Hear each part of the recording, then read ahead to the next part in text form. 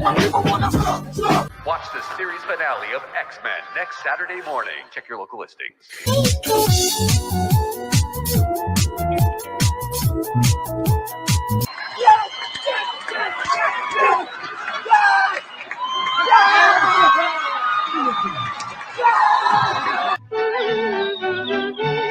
It won't take long when there's a song to help you set the pace.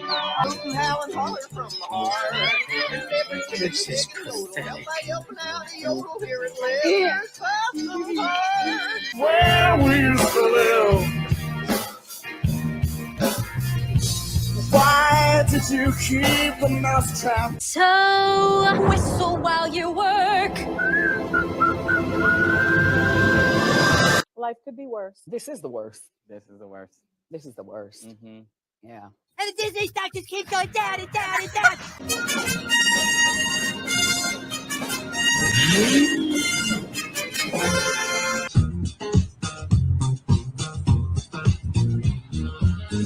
I'm bag of pixie dust. Contraband. Join in, folks. It's yodeling time.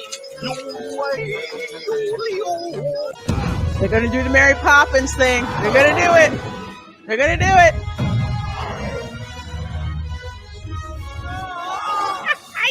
It's such fun to hum a happy working song.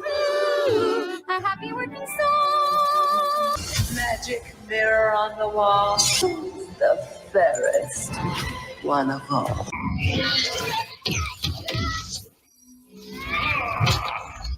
Oh, bitch, you killed Kenny. Kenny. You fat hoe. I get it. I'm not persecuted. I'm just an ass.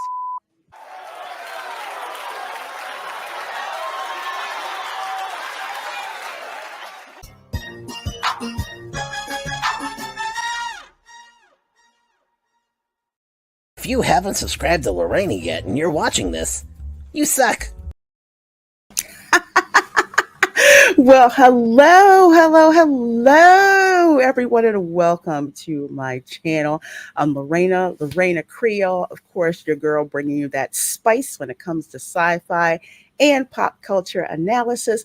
And of course, this is the Spice Lounge, where you guys get all the hot takes and spicy conversation between myself and my usual suspect of friends who drop in on the panel, and we're just here to kick back, relax, keep it real, and have a good time. And for some reason, I feel like calling you guys true believers. For some reason, Stan Lee got stuck in my head there for a minute. Remember that? When you watch the Spider-Man cartoons and Stan Lee is like true believers. I freaking love that. But anyway, got a packed show for you all today. One of the challenges about putting this show together is sometimes there's so many hot topics, and I'm like, which ones am I going to do? What I'm going to narrow it down to, and then I'll get something that'll land in my yard and just piss me off so much. I'm like, you know what, we are going to have to talk about this. And considering that there is a certain political debate tonight, I think y'all are going to have some fun ranting with me about this topic as well. So besides hot topics, of course, we are going to talk about yet again, Disney is in such a rush to be one of the cool kids that they didn't realize what the cool kids would do with their properties. And we're going to talk about that in FORTNITE. And also we're going to talk about what's the buzz out there about the Ghost of Tohei, which apparently is the sequel to Ghost of Tsushima. Freaking awesome game that I have on my PS4, but I haven't played it yet. Apparently the protagonist is a female, and apparently some folks got some issues with the voice actress, but it's more than that. And we're going to talk about that, of course. So 20 of you guys in here, you're starting to filter in. Thank you so very much for being here.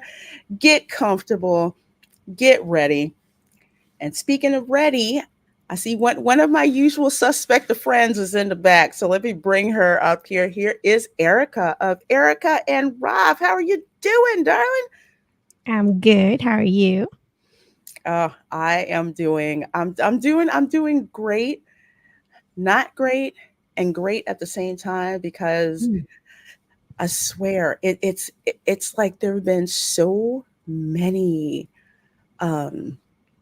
pop culture icons just passing away. Dropping. I've Yes. started calling this year the year of death. I hate to say that, but I don't know. They're just dropping like flies. Like, I'm sorry, it sounds really crass and really morbid.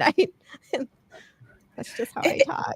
And it feels like that because there are so many of these people who have been alive ever since I could remember, and all of a sudden they're gone, and it's not just one. It's like boom, boom, boom, one after the other. And I thought there was only going to be one that I would have to talk about on the show, but actually there is three. And I was gonna say, yeah, they really hurt, but it's gonna feel good to talk about them all together with all of you, because I tell you, if it wasn't for this medium, we have so much of their body of work to go back and watch, and not only just watch, but to pass on, to others as well. So, with that said, yeah, it's like we're still getting over those two. I know. Gosh. Maggie was the one I knew when they were filming Downtown Abbey. I could just tell on screen she was really slowing down. And I was just like, gosh, I'm like, and I know she was getting up there in age, but it's like a grandparent. You're just never prepared for them to really go because you love them so much. You just don't want to let them go. No, it's like you feel like they're going to be there forever. You know that they're old. You know they'll die someday. But when it happens, you're not prepared. It still hurts. It's like I forget how the running joke was. Every time somebody died on Twitter, we're like, somebody check on Betty White. Betty White must be protected, and she died right before her 100th birthday. Cover on People came out, and man, it was just something. It was just Shannon else. Doherty and Suzanne Summers. Yeah. Man, it's just it was something else. But we are going to kick the show off. Of course, our hot topics. Actually, these pretty much are our hot topics. So we're going to start with the first one. We'll say the first one that I was aware of, and of course that would be Kris Kristofferson, aka Whistler from the Blade movies. This one, again, I thought it was a joke when it happened. It's like, what do you mean? What do you mean, Kris Kristofferson? I didn't know him as a country music star. I didn't know he was a Rhodes Scholar. He went to Oxford. Dang. He's been in over 100 films. But the film that put his name in my consciousness was Blade. I've only seen the first movie, so my memory is like a blur from back then. Oh, that's the only one you need to know. I kind of heard that. Yeah, I mean the other ones, they were. I have to watch it again to reboot my memory on it because it's just been so long. It has. It's been a long time since I've seen the Blade movie, but that's like a good time movie to sit back, and watch. And that is the reason why it seems like in every horror movie or action movie, you've got some kind of chase scene going down in a club with the flashing lights. Yes, Dick Van Dyke is still going. I'm gonna cry when he goes. Oh my gosh. That was gonna hit harder for me than Maggie. Oh my gosh. I think he's one of the last that has an actual link to working and knowing Walt Disney. I would have to agree. And you see him and he's still out there. I know, and he's still cracking jokes and stuff. Living his best life. He was just great. He was just great. And my favorite, let's see, yeah, Jimmy Carter, he's still around. He just hit 100. And my favorite, I want to say my favorite sci-fi celeb that's still living, not George Takei, excuse me, Walter Koenig put on X every time he has to do a convention, come see me before I die. And it's just, yeah, it's so hard saying, goodbye to some of these folks, especially when you grow up watching them on the screen. But yeah, Chris Christopherson, I've never heard any of his country music. The fact someone said in Drunk History he met Johnny Cash. Okay, now see, I got to find that out because I love Johnny Cash. And I will say this, okay, pretty much every Black family, I would say in the South, you weren't really listening to country music, but your parents had a Johnny Cash LP. Because Johnny Cash, his music is just, it's just all that. It's all that. And it's still awesome. So yeah, that was Chris Christopherson. And of course, I was waiting for this. I'm like, where's Wesley? Where's Wesley? Well, he tweeted a couple hours later. He says, family Christopherson, pardon the delay. I was talking with GM Chris about how he learned me by way of example. Baritones have more fun. Valor is cool. Real fun and fame is having a beautiful family, and it takes bravery to be a good human with so many vampires around. Oh my gosh. Jeez. And he really knows how to word it, doesn't he? He does. I think really this good with words. He picks them very, very, very judiciously, and you can read between the lines of what he's saying. Like when Wesley was dropping stuff about some folks want to ice skate uphill, and then you find out he was in Deadpool and Wolverine. It was like, wow, that was absolutely insane. It's like, of all times, why is he dropping that now? But that's what he does. And he even goes on here. He says, hey, Whistler, while on purpose, you keep making those weapons. Love, passion, skill, mastery, and swag. And I'll keep using them. Always your student, AKA the hashtag Daywalker. And I almost started to cry when I saw this. I was like, dang.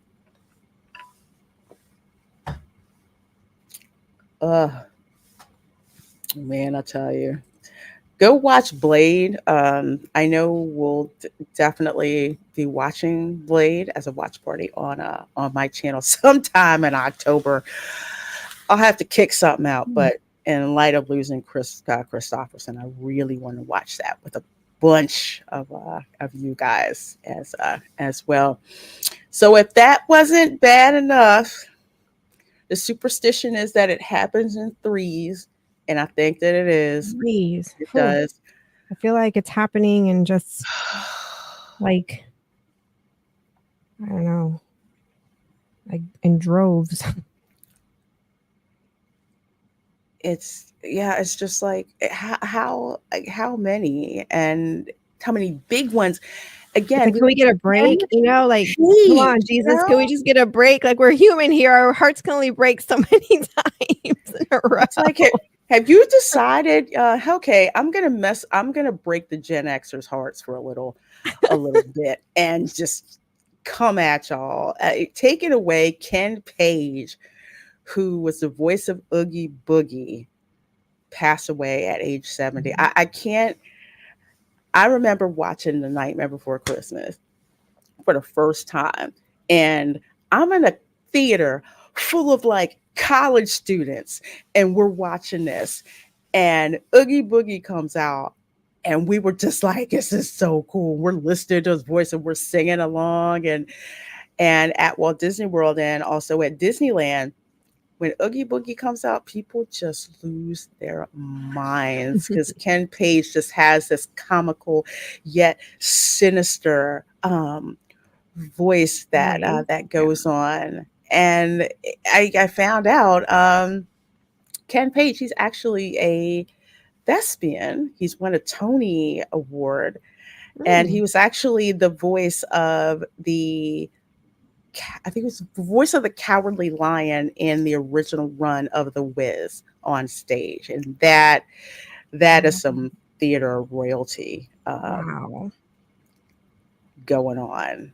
I mean, this guy, I knew his voice, but didn't know who he was for like the longest time until he was in The Nightmare Before Christmas, and his voice, I just can't tell you how many times I've watched that movie just to watch it. And we're like, where's Oogie Boogie? We can't wait for him to show up in here, and hear his voice. Christian came in and he was reading over my shoulder and he saw this and he goes, what? He's like, no, Oogie? I'm like, yeah. I got a text from Camera Girl while I was in Publix. Did you hear about Ken Page? I said, yes. Yes, I did. I heard because she loves this movie. I thought it was going to scare her half to death. No. Well, his voice is so captivating, and you're just like you're aware that Oogie's a villain, but at the same time, he's got you grooving too. It's just like it's like the most bizarre mix, but if that's what they wanted, he hit it on the nail. Totally, especially when Santa asked him, what are you gonna do? He's like, I'm gonna do the best I can. And just the way he said it, oh my gosh. Yeah, I thank you so much, Ken Page, for everything that you've done for us, especially for us kids who were just fascinated with your voice and with the character. He is just amazing. He died peacefully on Monday at his home in St. Louis, and it was announced by his manager that he had passed away. And of course, we had to also find out from, and I'm usually better at this, Danny Elfman, who has the most incredible score for The Nightmare Before Christmas. He does so many scores that are just amazing, but The Nightmare Before Christmas, there, if I remember correctly, I think in like a special features that I saw, he wanted to make it kind of like Fiddler on the Roof with the way that the musical selections were. Like the music tells a story, and he was talking about, Oogie Boogie's song, and like he's supposed to be like funny yet sinister at the same time. Like the kids are kind of like, yeah, it's funny. Okay, no, it's scary. Yeah, it's funny again. Yeah. He says, I'm still stunned by last night's terrible news. Ken Page died suddenly. He was the one and only Oogie Boogie man. He was simply one of the best, most generous souls I know, full of life and overflowing with joy, talented and then some. Ken, my friend, you will be missed. Yeah. Absolutely. Elfman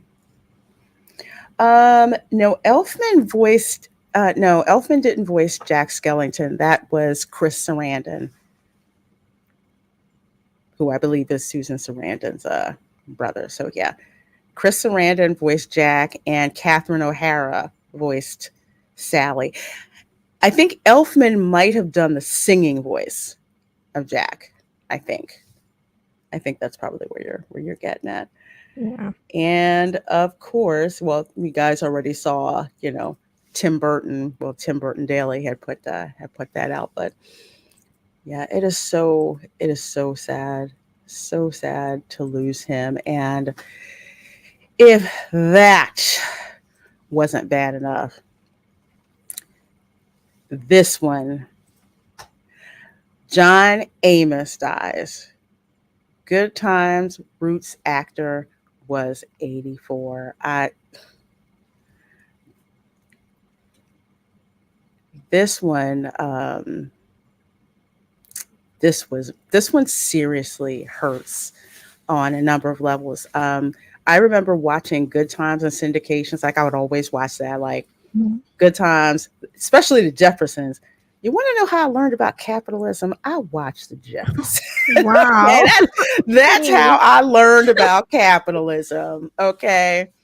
I was really little when I remember the Jeffersons. I just remember I don't know the actors' names, but the one who was always the main character and the way he would lose his temper.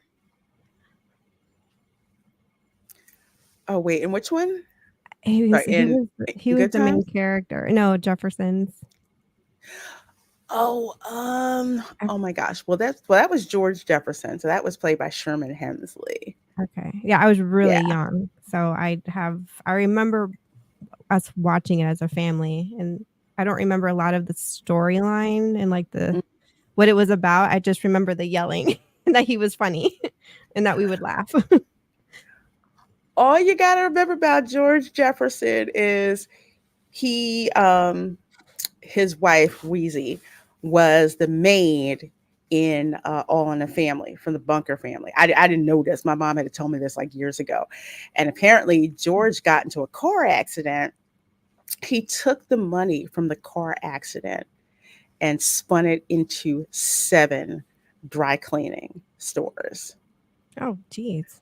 So Wow. he was always like, the like the doorman would put his hand out, he closed the door, and he was always about trying to, make that money, make that hustle. He wanted to leave something for his family because he was poor.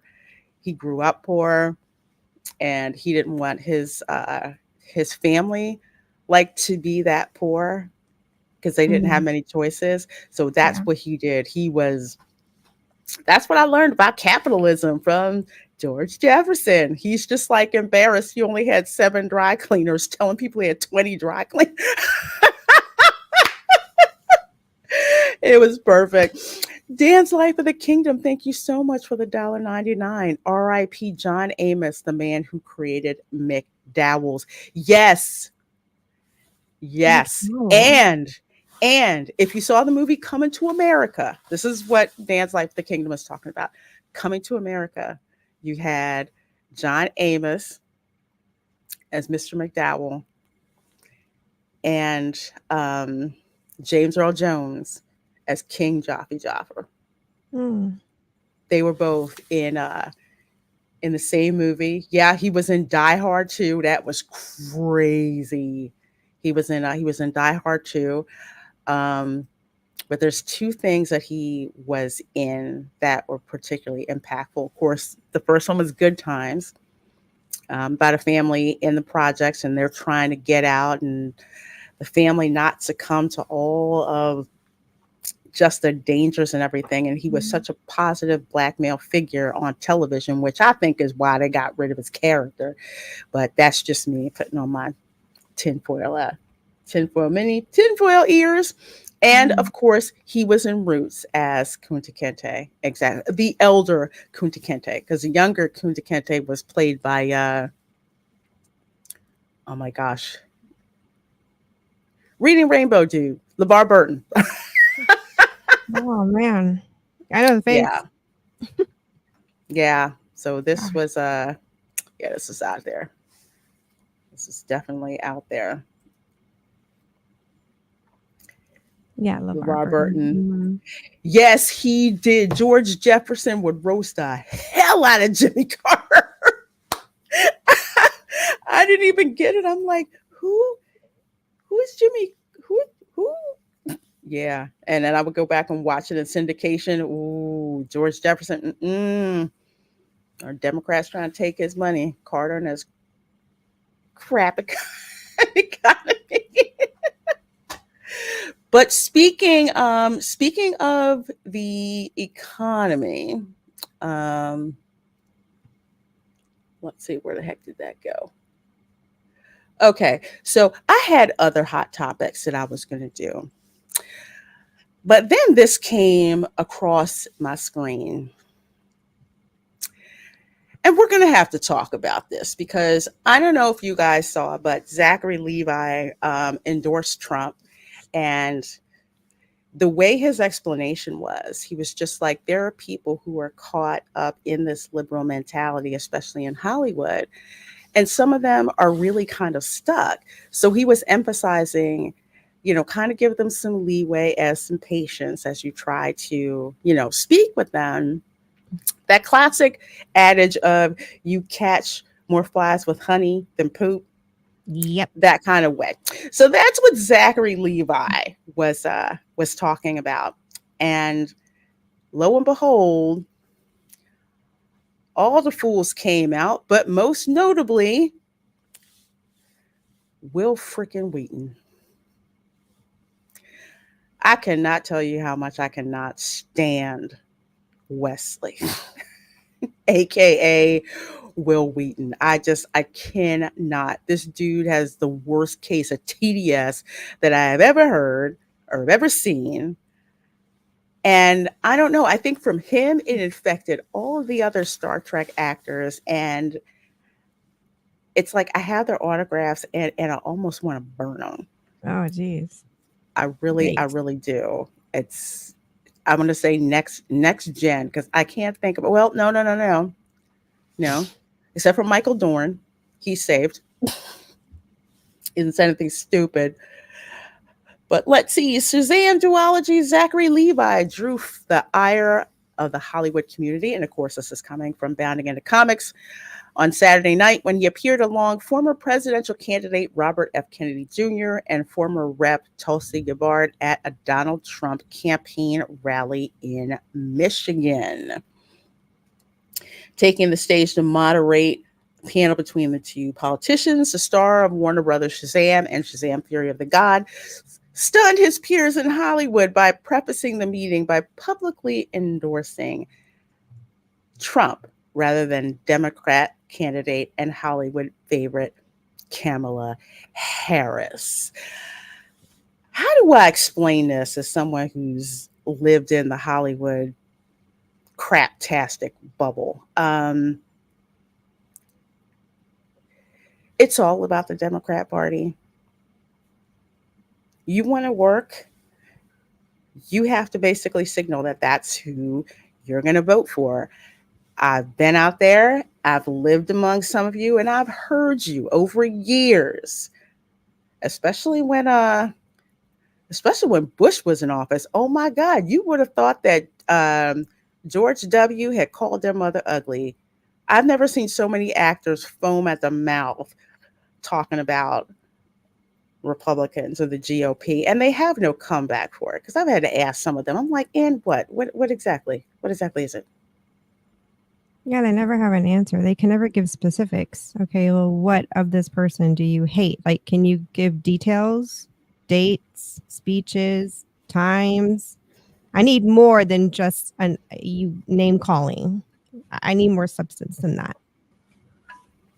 And they never do. Yeah, then they change the subject, or they get even more irate because they got nothing to brew. They get all it's just like Bush, Trump, Trump, bad man, orange man, bad. It's like, oh my God, shake it out of it.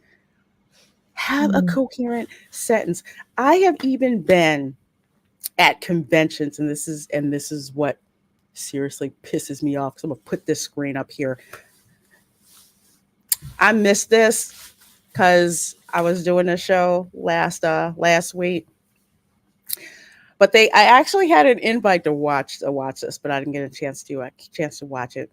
I can't tell you how many of these brain dead Star Trek actors, and some in other fandoms as well, who will get on stage, basically trash Trump or trash Bush. Doesn't matter if it's a Republican, they'll just go ahead and trash them. But get them alone, they have nothing to say. And I won't expose a couple of them that I know. So is it like they just don't have an opinion of their own? They're just an echo chamber? Like they're being told what to say and they get paid? They know that the people who will give them their next job, I see, are liberal and left are left leaning because oh my gosh, I'm trying to remember his name. Not Stargate. Oh my gosh, no, it's not Stargate. It's not Stargate. It's not Stargate. Farscape. Oh my god. The lead actor in Farscape.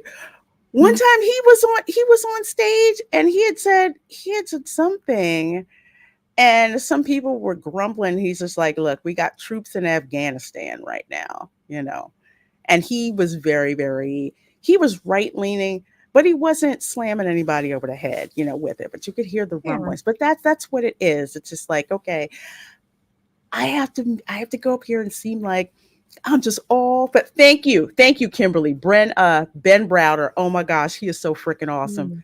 I freaking love him. The crowd loves him too, which is why they kind of grumbled rather than, booed him or anything like that. Oh yeah. I forgot he was a Stargate too. He was a Stargate too. But the other ones will get on stage. They know that, hey, they have to say rah rah Democrats, rah rah, this is great. Republicans are bad for America, blah, blah, blah. And most of the crowd will just eat it up. And then get them alone. And I'm just like, you don't believe that crap you just said on stage, do you? Well, starting to wonder if this is like systematic. It's just weird, this relationship between the entertainment industry and the Democratic Party.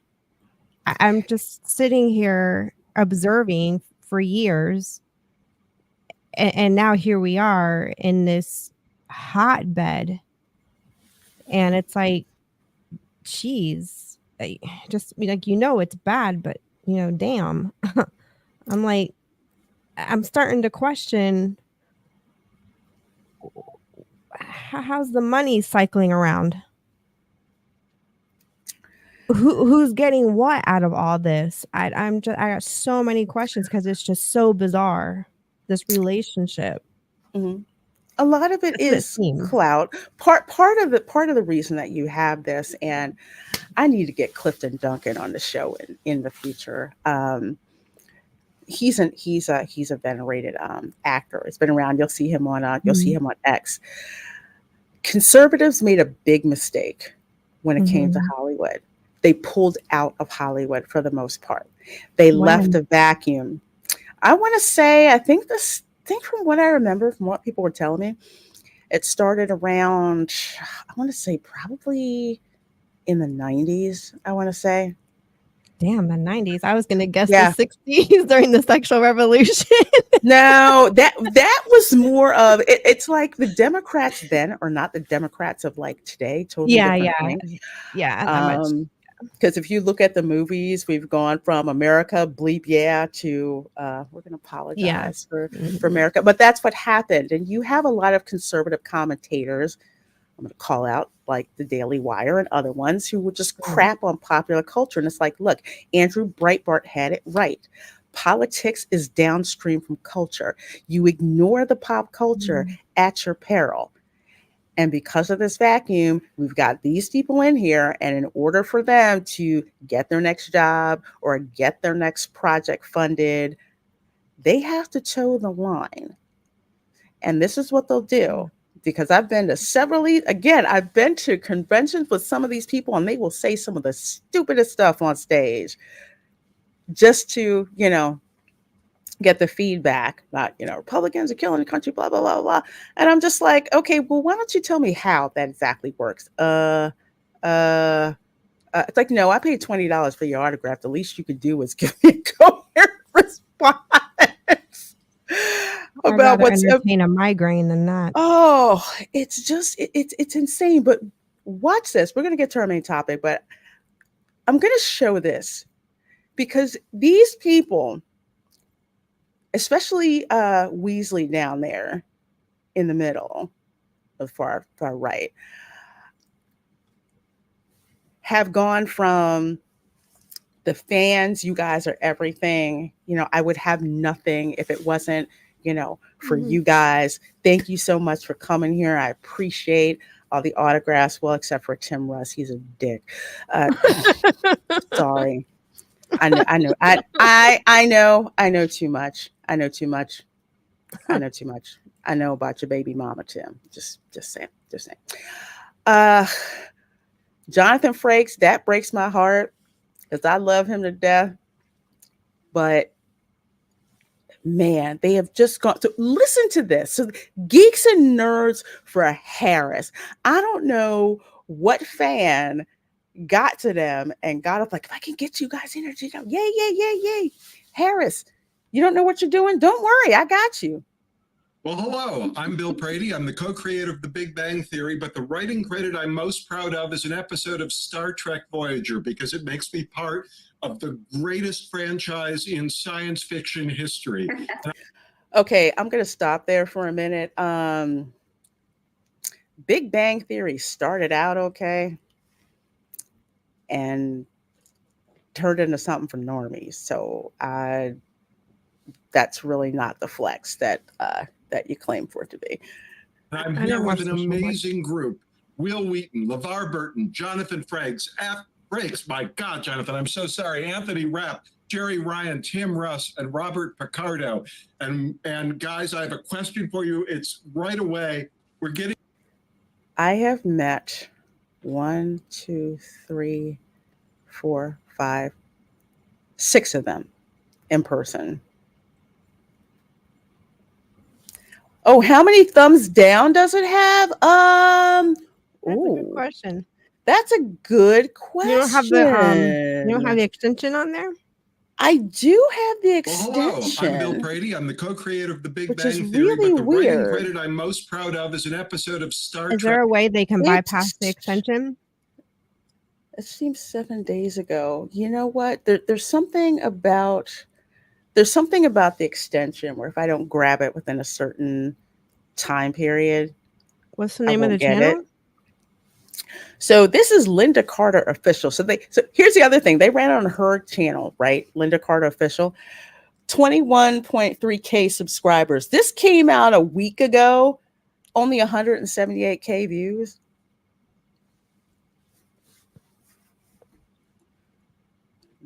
Not really all that great. Geeks and Nerds for Harris live. Oh, that's like the only video. Well, the only live that's on there.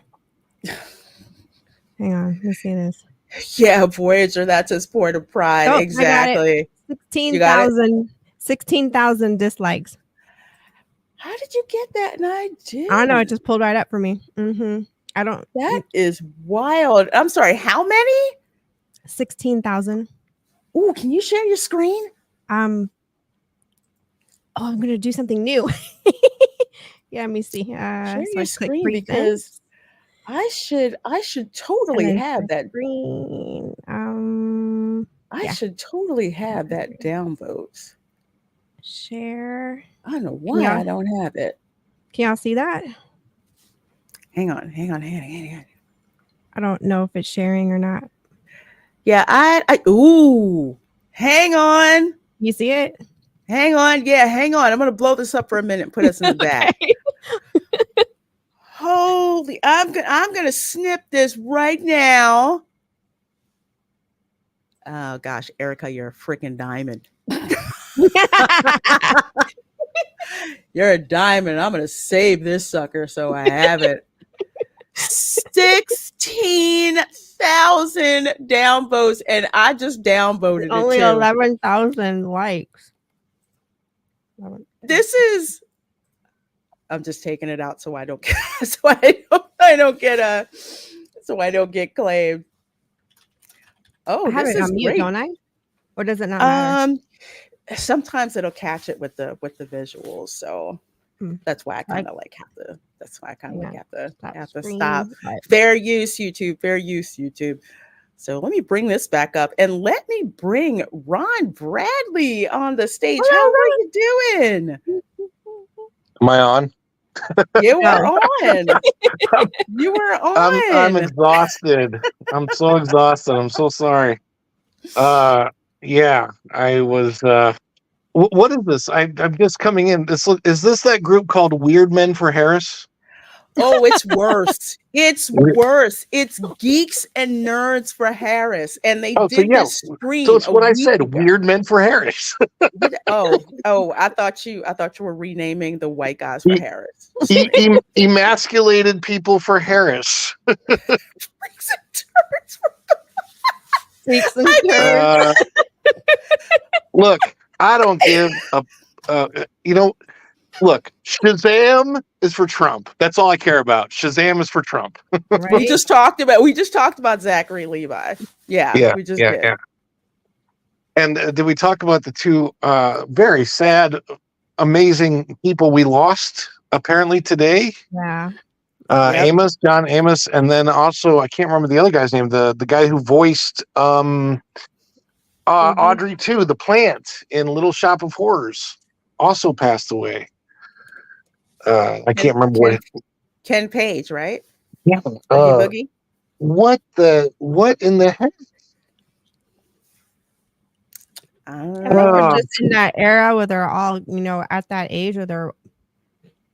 I don't even think it's that. Old. Look, I'll be honest with you, and I'm not going to go into any conspiracy theories. I've just noticed since around 2021, 2020, really 2022, it just seems like we're hearing about so many more celebrity or prominent persons passings of people that are ages where it shouldn't be, and some of it's really weird. Like, can't remember his name. The guy who's in Brooklyn Nine-Nine, the black star of it. He was only like 60, and all of a sudden.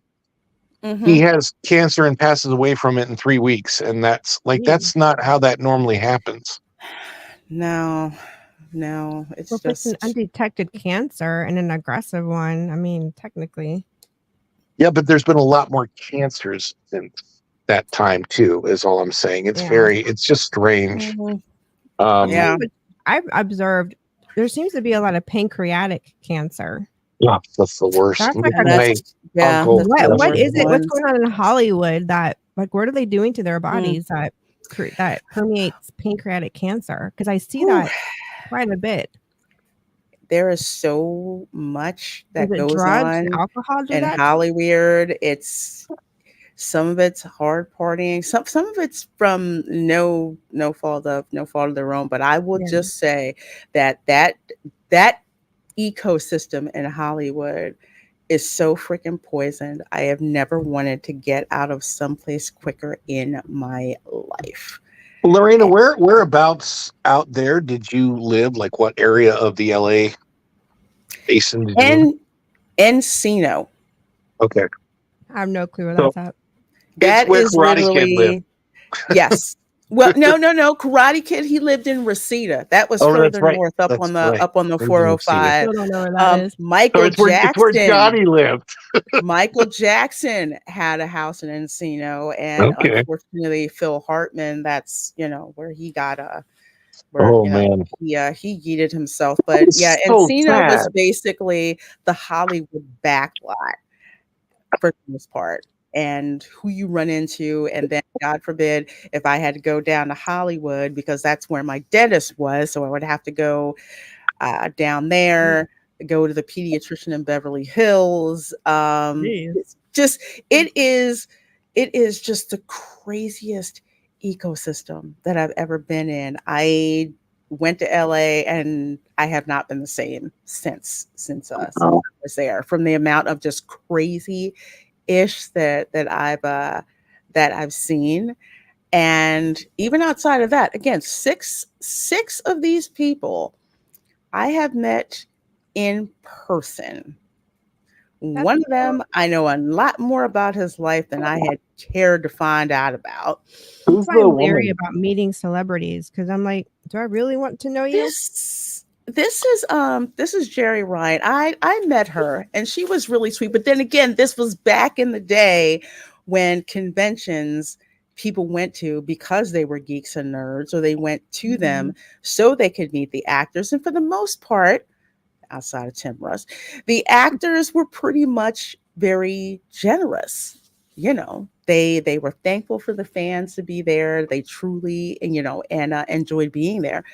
But after Trump, it's like they all lost their friggin' minds, and no geek worth their cred would ever be Voyager, like because this. it makes me Look at part this. of the greatest Voyager is not a franchise in flex, science dude. fiction history. And I'm here with an amazing group: Will Wheaton, LeVar Burton, Jonathan Frakes. Oh, that's My Will God, Wheaton? Jonathan, I'm so sorry. Yeah. That's Weird. Wesley. Shut up, Wesley. Yeah, that's Will him. Wheaton is a freak. like besides this, I mean, he just has spouted off some awfully weird things in his adult life. Oh yeah, that's why we got probably- into this, because I'm guessing he was talking he was- smack about Zachary Levi. Well, I think he took a lot of abuse on the Star Trek set when he was young. And I don't mean like abuse from directors giving him hard directions. I mean, like, abuse.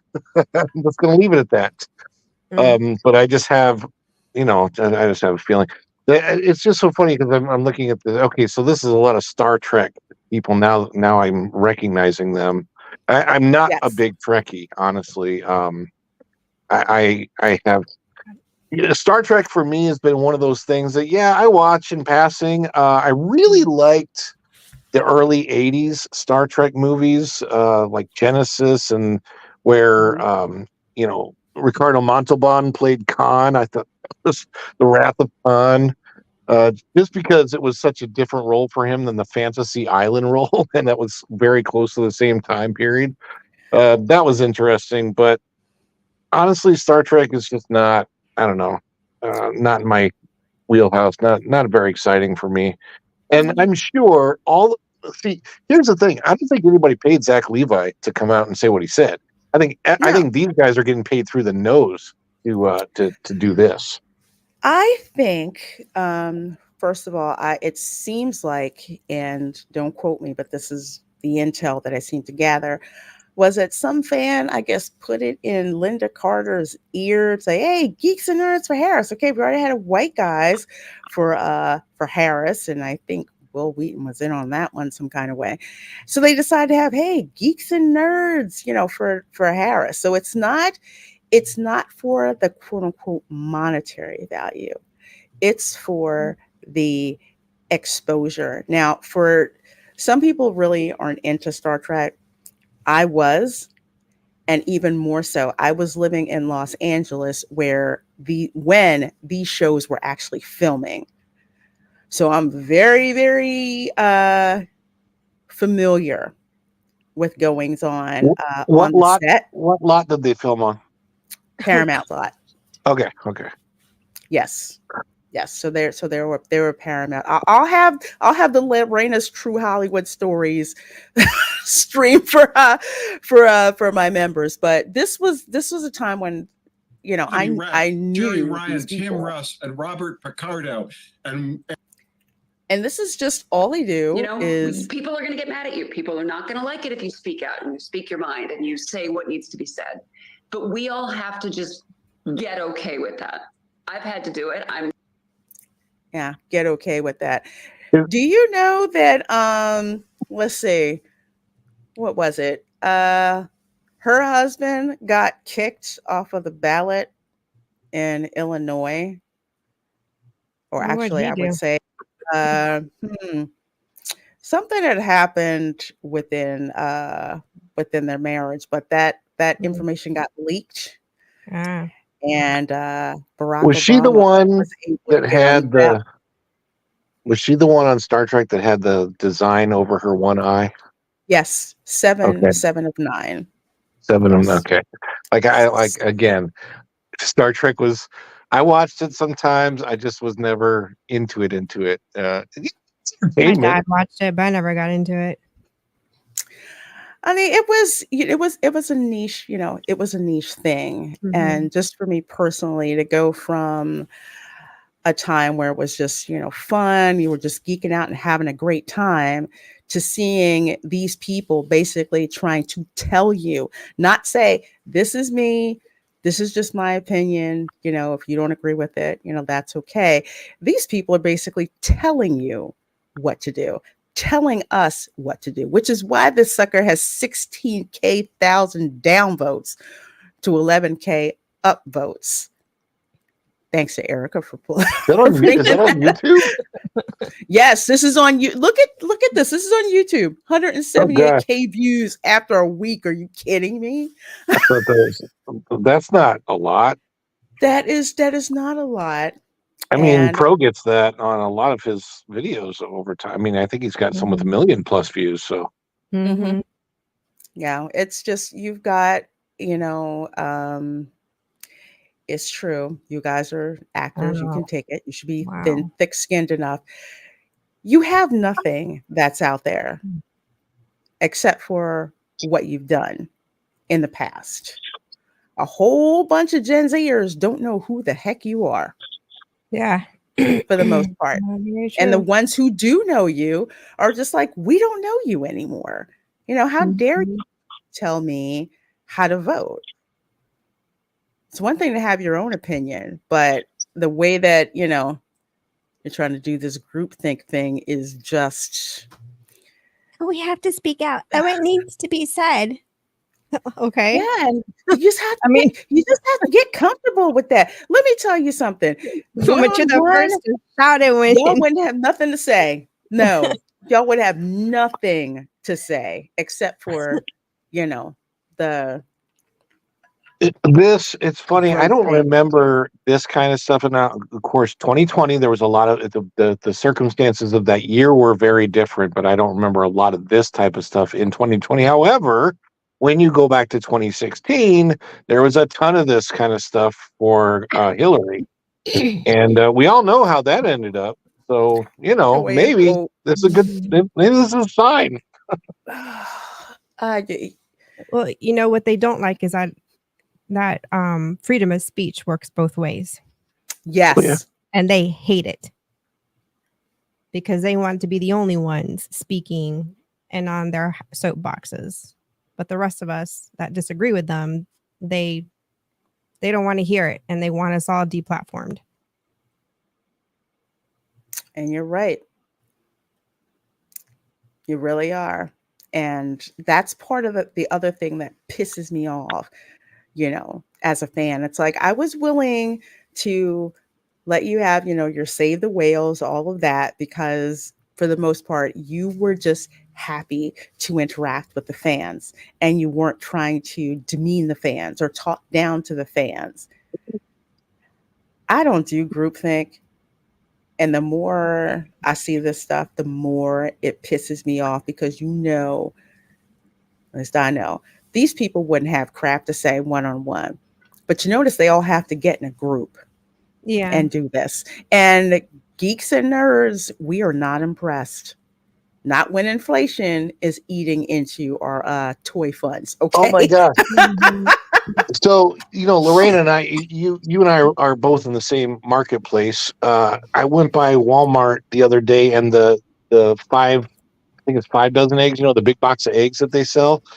Mm-hmm. I mean, it wasn't that long ago. That big box of eggs, big giant box, 5 dozen eggs, like $3.50, $4. It was $17 the other day. Holy crud! And those are the cheap eggs. I could not believe that. Dude, I went. Beef. Oh, go ahead. I mean, just like hamburger beef for like less than a pound is $10. I'm like, holy crap!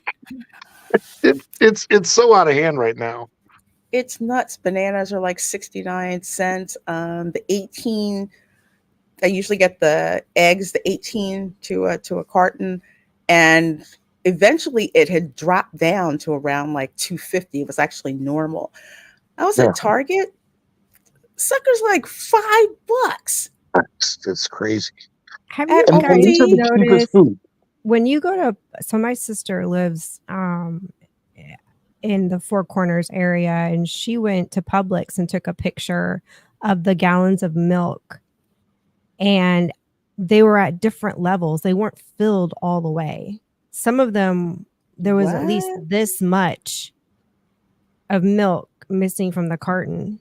Dear Lord. And she Yeah, was that's not like, good. what in the world is going on here? And this is at the Publix, like right next to her house. I pay That about almost either $4.99, sometimes over $5 for half a gallon of milk over here. And this is Oh, at the commissary on base. oh my gosh. That's the American grocery store. So we're feeling it over here too. The inflation. it is, I think, let's see. Bread is what, 5 something? Yeah. Yeah, 5. the good stuff. It's like 5, because I get the ones like the soft whole grain, Uh-huh. bread. That's like, it's $5 at Target. If you go to Aldi, it's like still that's Bless you. expensive than it used to be. It's like 3 something.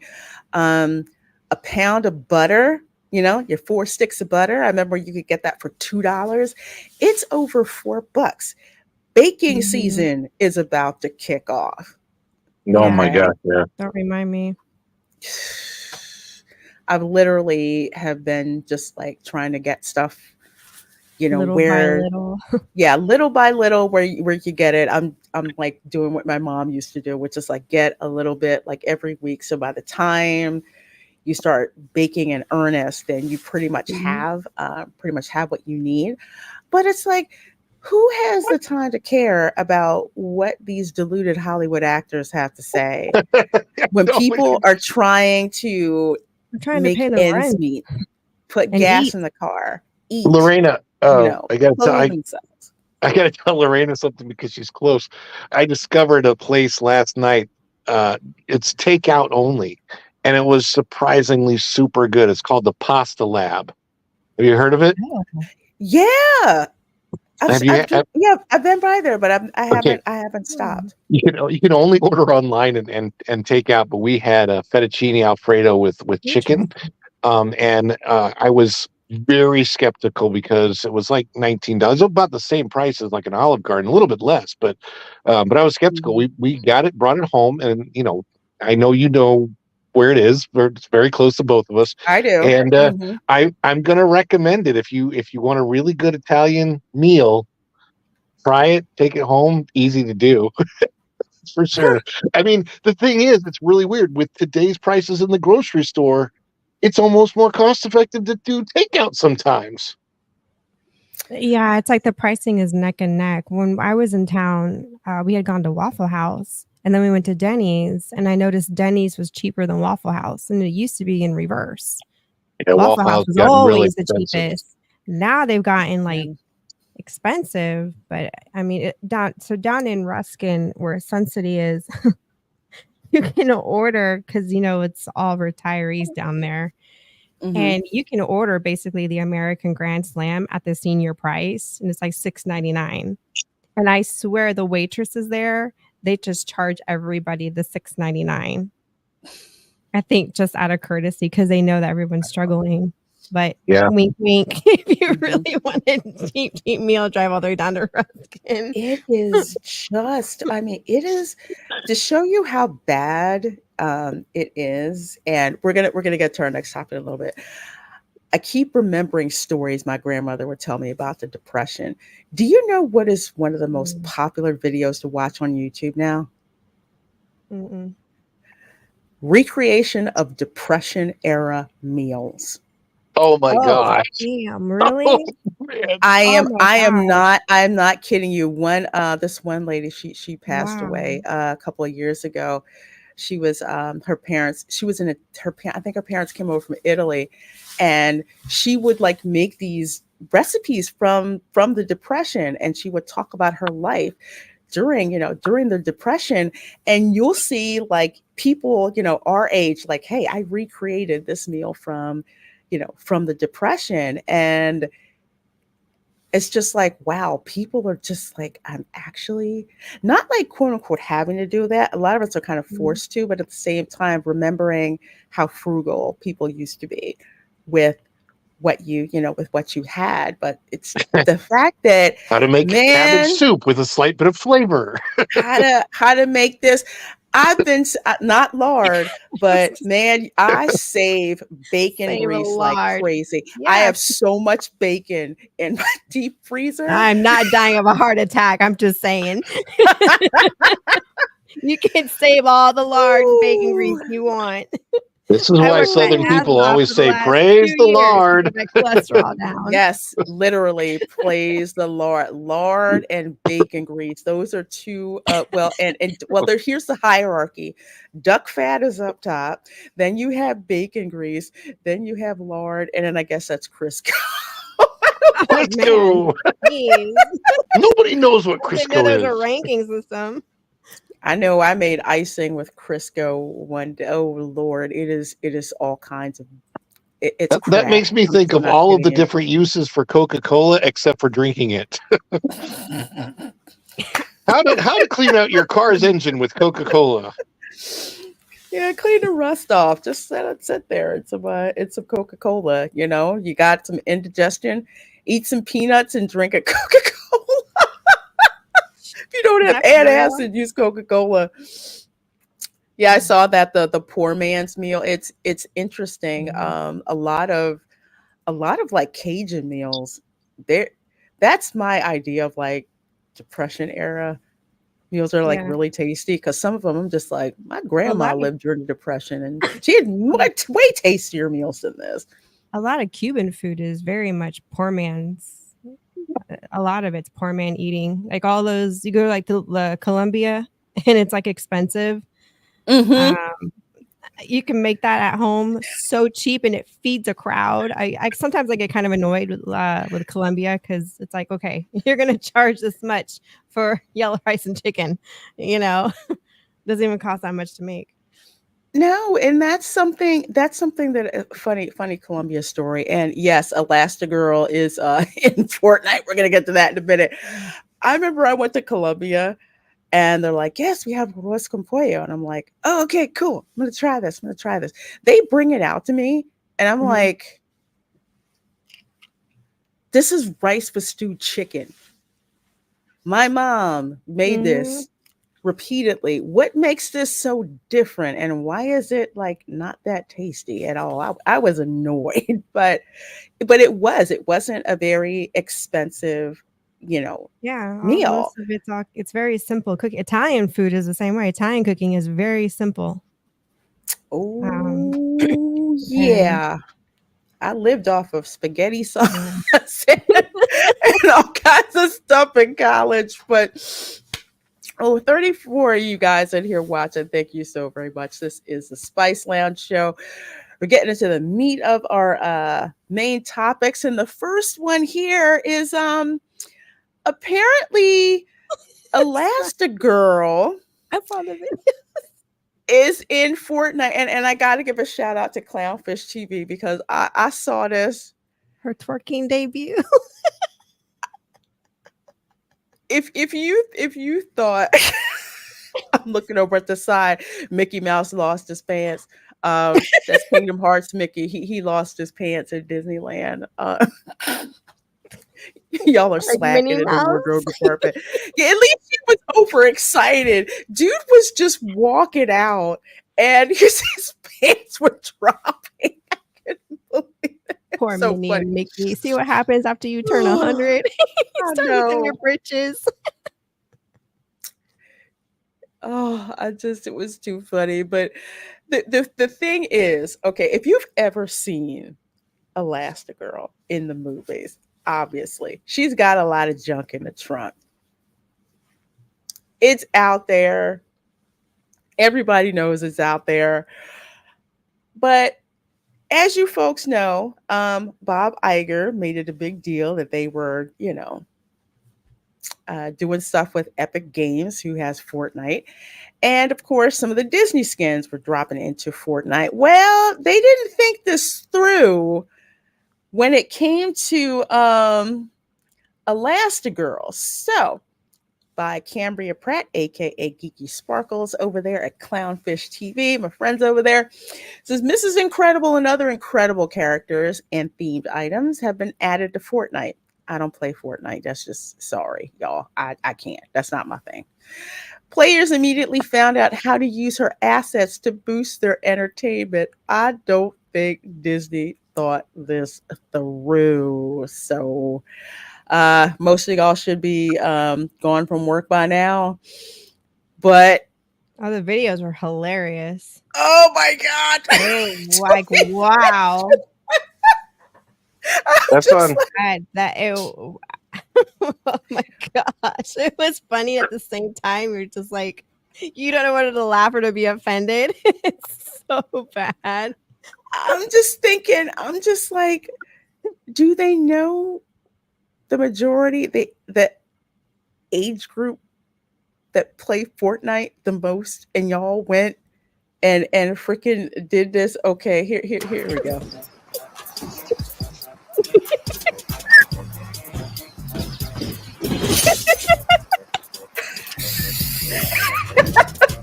Now, I'm guessing that's probably used the most by Noob Master 69, right?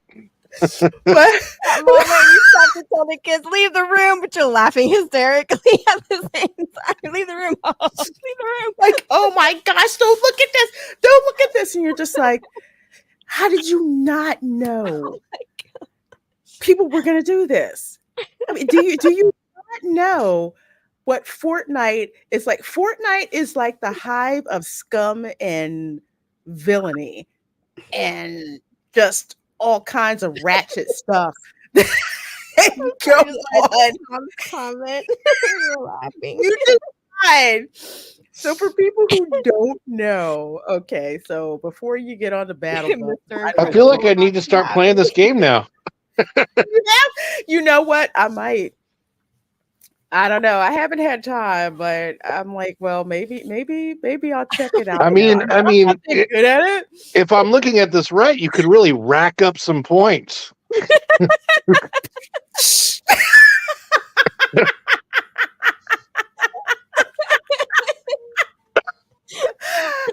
One of us needs a sound machine. Oh my God. Look at this. It's just.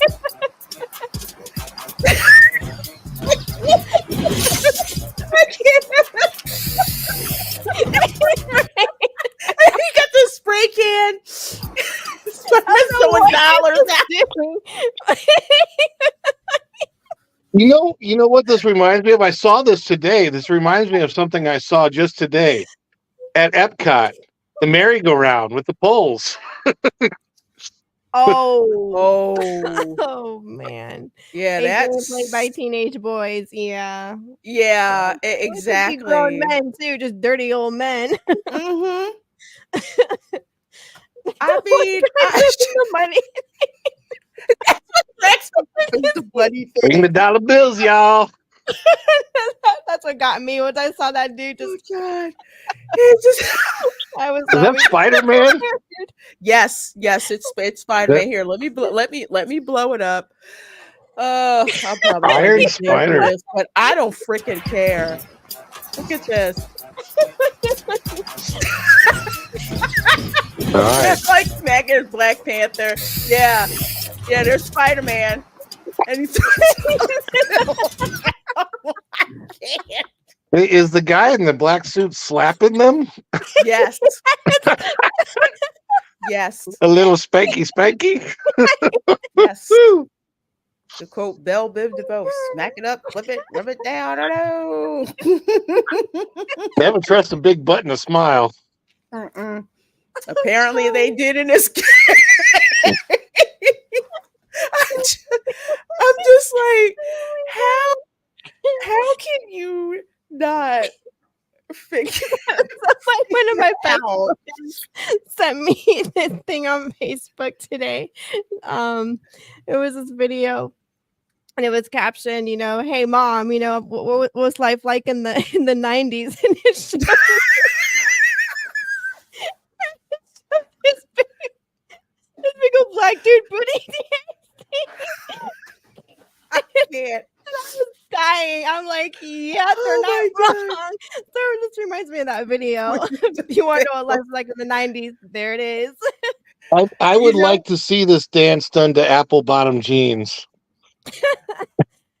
She got the apple bottom there jeans. Probably are pretty soon.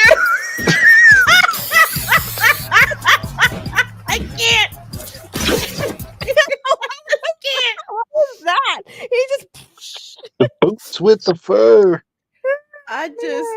You know what, Tom? The funny thing about this is, when you're playing Fortnite, you're also talking with your teammates at the same time as some of the Can stuff. you imagine what the banter is like? Oh my god! I want to be a fly on the wall to hear that. What we just said in here, whoa, we would have been saying. Your channel would have been taken down. Game over. They still play it. Oh my gosh. I haven't played it in a while, but man, I may have to with this kind of stuff going on. But yes, Disney, that's just one out of a collection. Yes, of that is just one. Because then you knew this was coming. They're taking, because you can take pictures of yourself in the game, right? Oh my gosh. Why is he taking pictures of Elastigirl's butt? I mean, why not, I guess? Who knows? You hear the click. He's a teenage boy. Why ask why? Mark Daly. I want somebody to put this clip. Hey, today. Mom. That moment you're like, well, we know he likes girls. What exactly is she doing? Is she climbing somewhere? It looks like she's writing something. She's got a pencil. She's writing something. The storm eye is shrinking, so I don't know. Some people are just what's your heels? I'm just gonna go out there. Okay, it looks like she's trying to build something. Well, the character's trying to build something, but he's just taking clicks in his butt.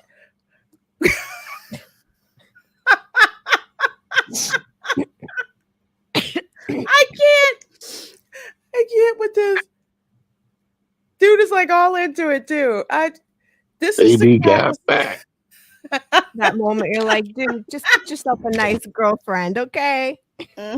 Yeah. Oh my gosh. It just what y'all doing in Fortnite. I think this is the one that like spoils the other tab instead. I think so.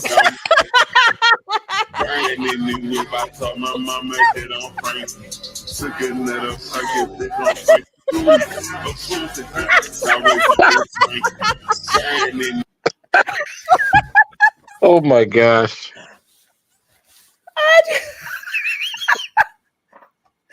You know what, Sunset Harbor? We expect you expect this. Anybody who has ever done any kind of gaming. Okay, and their defense, they are married, and he likes his wife's boobies. That's true. That's true. But I'm just like, how can you? Dang it, Bob. I think somebody just said, yeah, Bob, the cool kid. Fortnite? Is that what the cool kids and these videos are out there forever now. So it's like, no matter what they do, it's too late. It's done. Like, too late now. Like, did he really just goose her boobs and then put up 10? If that were my husband, I'd hope so. It better be a 10. Be like, excuse me. Yes, Tom, it is worse than Call of Duty. That's what I think that's called Call of Booty. Yeah. Or Call of Duty. can't. I just can't. Right on her back.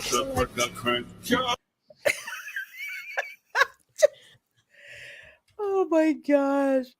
I didn't know you could make your characters do all that. Oh And yeah. I didn't know. I'm not deep into gaming like that, but that's wow. In Fortnite, there are emotes that you can get.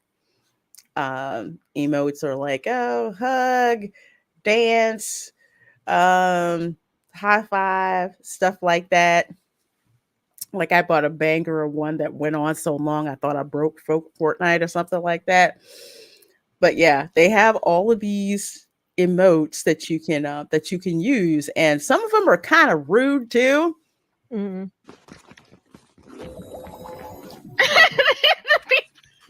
Oh yeah, this is the one. The lady was cracking up. Oh my goodness!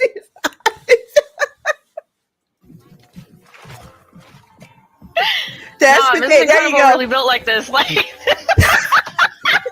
Dang. look at her. She's sitting there laughing. Oh man, Gwenpool. Oh my god. This is the kind of stuff you do when the kids have gone to bed, and you're like, "Okay, let's go play Fortnite." My gosh. oh man. So before the battle bus launches, when they get everybody together, when you get your group together, it's like, okay, we're gonna play. So you get in. While you're waiting for the battle bus to launch, you're basically finding out where it is that you're gonna land on the island in Fortnite, this map right here. So usually when I had a group, like when I would play with Dadman and Mrs. Dadman walking, it's like, okay, where are we gonna go? All right, we're going to go here. We click where we're going to go. And then when we're done, we have time left before the battle bus launches. This is the type of stuff you do. Oh my god. Hearing that lady laugh. Oh gosh. She kills me. And this is the type of stuff that you want to do while you're waiting for the battle bus. Oh my gosh, come on. Ah, dang it. I think I broke it. So let me see. Yep, so that's that one. And this game is a blessing.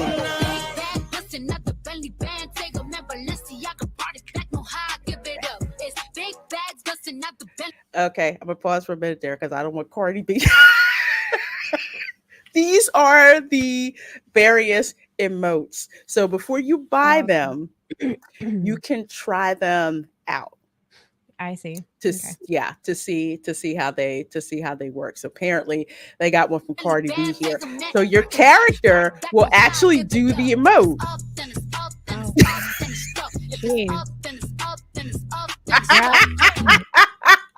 We're missing She-Hulk there, and that's true. If I can move like that, I can lose some weight. At least lose some in the nuggets.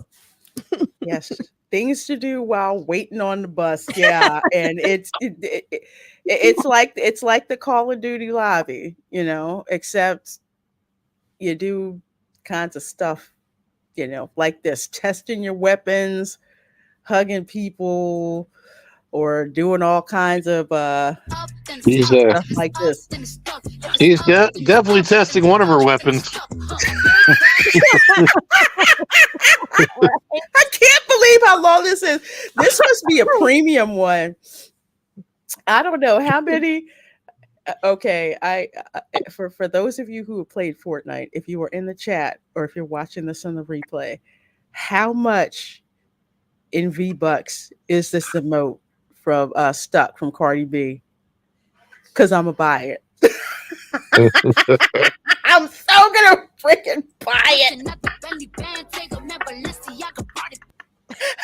I'm glad I didn't play this game. I'll be banned. It is, oh my gosh. We like I say, I go in when I was playing this with friends and stuff, and the type of stuff that we would like talk about and say and but these emotes, you can do these in the game. Usually when somebody kills you, they'll try to do like an emote. But I mean, first of all, if you've already got a sexy character in the game, you know what's coming. But you've got a Disney character in here. Yeah, I know. So it makes it even funnier, but at the same time, it's like cringe all at once. You're like, oh my god, you go to confession now, I guess. Oh, hey, as long as we're going this direction, can we get the two moms from Buzz Lightyear? Oh, I mean, So right there, let's give I them don't give them any ideas. Give them something going on there. I don't think they're hot enough.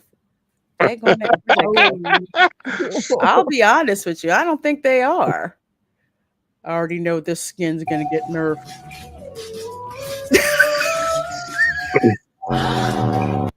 Did you really do that?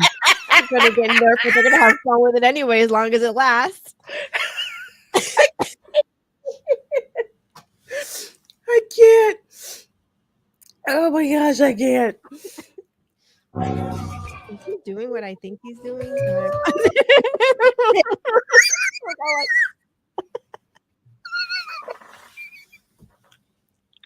Okay. There's so many reasons.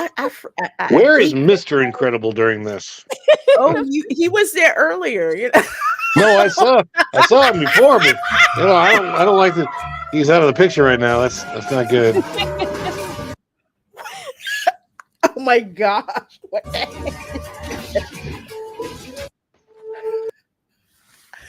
I can't.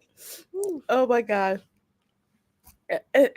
Dang it, Bob. I mean, this is the talk about not knowing what you're doing and just, oh yeah, we're going to do what the cool kids do. Well, the cool kids don't necessarily do a lot of cool things. I would love to see the shareholders look at this and say, yeah, what'd you do with the Disney brand? Oh, we put it into FORTNITE and and oops, it was a glitch. Yeah, it was a glitch. That's why we can't have nice things. No, it's so freaking not. Hey, Erica and Lorraine, I gotta get going here. I've got something going on at home, so just thanks for letting me hop in and laugh at Elastigirl's butt. Oh no worries. After losing all the people, we lost. We needed something to just straight up laugh. All right. Yeah, I'll be in next time. Bye. I'm glad you waited till now for all the laughing, because that was much needed. I am. Oh, I'm dead now. I just kind of I'm gonna have to try that. Oh, now that I think about it, I think I have the Mrs. Incredible. I think I have the Elastigirl skin in Disney Dreamlight Valley. Oh man, you think they done anything stupid in that game? No, they do not have this type of emotes. We would know by now if that were. Yeah, we would. You pretty much run around and do stuff. That's why I say Dreamlight Valley. It's safe for your kids to play. It's safe for your kids to play. So like when my sister was like, oh well, talking about my niece. Well, can she play Fortnite? I said absolutely not. She's like, ooh, I know it's bad if you say it. I'm like, no. Not doing that. 40 of you folks in here watching, thank you so very much. This is the Spice Lounge. I'm here with Erica. Rob was just here.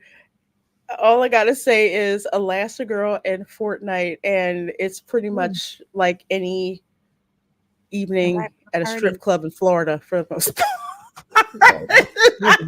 Golly. My God. You ever been to Ybor City? Hi, Aaliyah. Let's Yeah. just say I got some family involved in that business in one way or another. And hi, Aaliyah. Hey, O'Neill, says Lorena, much love. Are you back on the Dark Council? I've been trying to catch up. Yes, I am. The guys were kind of a crazy schedule going on, but we did have a show on my channel last week. So we should have Dark Council one way or another next Wednesday. So I caught one little bit of it. It's so late, and then I had to get some sleep. I was like, just do the replay, crew. Yeah, I know, but it's just not as fun, like when you're in the moment and everyone's live. It's so different watching lives on a replay. Yeah, it is. We just a fun group, like the Dark Council, and all the laughs and the banter and the joking. Like I like to be there live for it and interact in the chat and everything. But yeah, we do. I have to tell them that because we love sitting around having a great time. If you think I'm bad with talking about Elastigirl, I would love Dark to hear Council their reaction. That would have been amped to like an 11. Okay. Oh man. I mean, that's just how we do. And yeah, fatal. Yeah. Because they'll put stuff on there and I'm just like this the whole time. I'm just like, oh God, you gotta be freaking kidding me. Just like poor Lorena. I feel the same way about Welcome to Florida.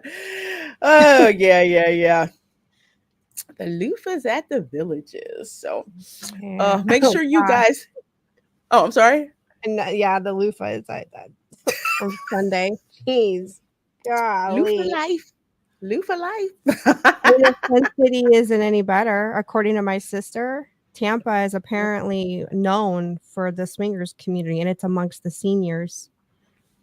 I was like, holy cow. Then I hear about the Villages from you, and I'm like, what is going on in Florida with the seniors? Like, I'm sorry, what? These seniors down here, the grandkids are like, oh my God, really? Really? And then you have to wonder, if your grandma's talking to the greeter at Walmart, do they know each other? Or are they swinging with each other? I mean, just stuff that you didn't have to ask, Yeah, when we were growing up. Yeah, like we weren't talking about that. But over 40 of you guys watching tonight, thank you. Please do hit that like button. We're going to get to our last topic. Sucker Punch announces Ghosts of Tsushima sequel, Ghost of YOTEI. Fans divided over decision to swap Jin Sakai for a female protagonist. As for myself, I'd seen gameplay of Ghost of Tsushima, and again, like I said, I have it downloaded on my PS4. Have not had the time to play, but I grabbed it when I had a chance because the gameplay looked freaking amazing, especially after you kill people and you shake the blood off the samurai blade. I'm like, yeah, my kind of game. However, I found out that there was a sequel coming out. I wasn't aware of this. But apparently, not only is there a sequel, but instead of continuing with the main character, the hero of the first one, Jin Sakai, they decided to go with a female protagonist. And normally something like this wouldn't get on my radar. But what I've been noticing out on X is a lot of very, very, very impassioned opinions. So I'll give you guys a little bit of I see you get the blade and you shake the blood off the samurai blade. It's the sickest game ever. But anyway, Sony's recent State of Play had a surprise ending. Sucker Punch, the developer behind Ghost of Tsushima, Sucker Punch fans at the 2020 Game of the Year contender with a teaser for a sequel. I think they meant 2024. Oh, no, that's the Game of the Year 2020. Okay. That isn't a direct continuation of Jin Sakai's story. In a bold move, the visually stunning trailer revealed a new hero with the iconic ghost mask, announcing Ghosts of YOTEI, set in 1603 Japan. The game doesn't have a release date, though Sucker Punch teased a 2025 release. So apparently here is Atsu, who is going to be the female protagonist in Ghost of Yotei, excuse me. Voiced by Erika Ishii, who I am not familiar with who exactly she is. However, the biggest surprise was the revelation of a new protagonist, a female samurai named Atsu. The change has already sparked widespread controversy as fans were blindsided by the decision to move away from Jin Sakai's story. So some fans, of course, thought that they, would like it to continue for the next one. But instead, Sucker Punch wanted to explore what it would mean to have a new hero wearing the ghost mask and uncovering a new legend. So here's my thing from what I'm seeing, and I can and let me know what you think when I say this. I think because of the environment in gaming right now, with outfits like Sweet Baby Inc. getting busted for having their fingers in so many AAA gaming titles, and basically they wind up just being crap games and not really being selling very well. Having that happen, it does make people very suspect. So I know you're really not super into gaming, but I'm just curious, Erika, what have you heard, if anything, about what's been going on with the gaming industry of late, especially when it comes to DEI? I know, one of my best friends, her son actually works for one of these gaming companies. I want to ask him so many questions, but I can't right now. Basically what I'm observing is it's kind of like with Disney. I love you too. Sorry, it's Raph. Okay. Hi, Raph. He says hi. It's like it's like Disney started a trend and then the gaming industry decided to get on this bandwagon thinking it was a good idea, and it's not.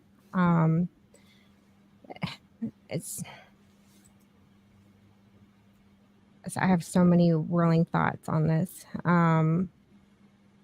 Like, you don't have to be a gamer to hear what's going on when you're tuned into the right people and channels. And, I let my kids, I preferred my boys to video game than watch what was on television. But when they were growing up, I didn't have to worry about the content that was in video games. Now, they're grown now, but now I've got grandkids. And I wouldn't let my grandkids touch any of the video games that they're putting out now. For the same reason, I won't let them touch Disney Plus.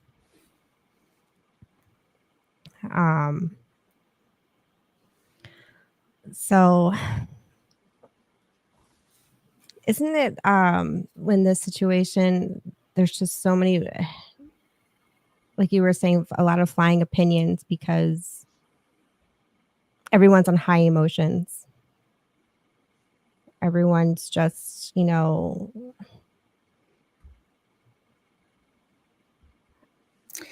of on the defense. Yeah. It doesn't take much for the entertainment business or even the gaming industry, even just the mere hint of the DEI stuff. Yeah, you're going to get backlash because everyone's their emotions are really high and everyone's on defense and they're in fight mode. Right. It's if this would have dropped, I would say maybe 10 years ago, even 5 years ago, people may not have, okay, cool. Let's see what happens. Mm-hmm. New character. Maybe they both, wind up teaming up together, like in the threequel or something like that. So when I see this, and this is just me, I'm like, well, it's not necessarily a bad thing if the protagonist is, is female, if they decide to go with that. I just care if the game's going to be good or not. That's my, my reaction to it. But then you have people like a former PlayStation executive say stupid stuff like this. And this is what get people's hackles up. So Sean Layden, formerly a president at Sony, has some simple advice for people complaining about Ghost of Yotei's female protagonist, Atsu. There's clear historical evidence of female warriors in pre-modern Japan. No one is debating that. That is factually true. All of the discourse is nonsense as usual. I disagree with that, with these takeaways. But the gamer, we all know, we know your Access Media. We know up there with the likes of IGN. So apparently, Sean Layden, again, previously president and CEO of Sony Interactive Entertainment America, has some simple advice for people complaining about Ghost of Yotei's female lead. It's a game. If you don't like it, don't buy it. In fact, why not make the game you want yourself? Oh, I have so much on that. What is it? Oh, go ride it. Go right ahead. Have at it. On the one hand, I'm like, okay, then don't make any money. You piss off enough people, then you don't have the right to bitch and complain if it's not making any money. Well, on the flip side, opinions are like assholes. Everybody has one. So why are you so offended? If someone's, got an opinion and they put it out there on social media, so what? Get over it. Yeah, I think with this, it's like, we get it. It's like if it was 5 or 10 years ago, it would have went over people's heads. But it's like the way the industry is now, with the way that a lot of these executives are talking to customers, I've never seen any of the Nintendo executives talk like this. No, because they got class. Yeah, exactly. Why do you want to piss off the money on purpose? Yeah. Okay. It's one thing if you're just like, well, we're really looking forward to putting this game out. We really hope that you guys will support it. We're doing a lot of work. We really think you're going to be fascinated and amazed and blown away by what we give you. But it's a game. You don't like it, don't buy it. Okay. So your terms are acceptable. To parrot the famous meme. You just might get it. Exactly. And here's the thing, and I agree with that part. If you don't like it, don't buy it. Yeah. Okay. If I don't like the game, I won't buy it. If plenty of other people won't like the game, they won't buy it. You are not immune to the laws of economics. So if enough people do not buy your game, like say, rumor Star Wars Outlaws only sold 1 million copies to date. I take it that's a bad thing.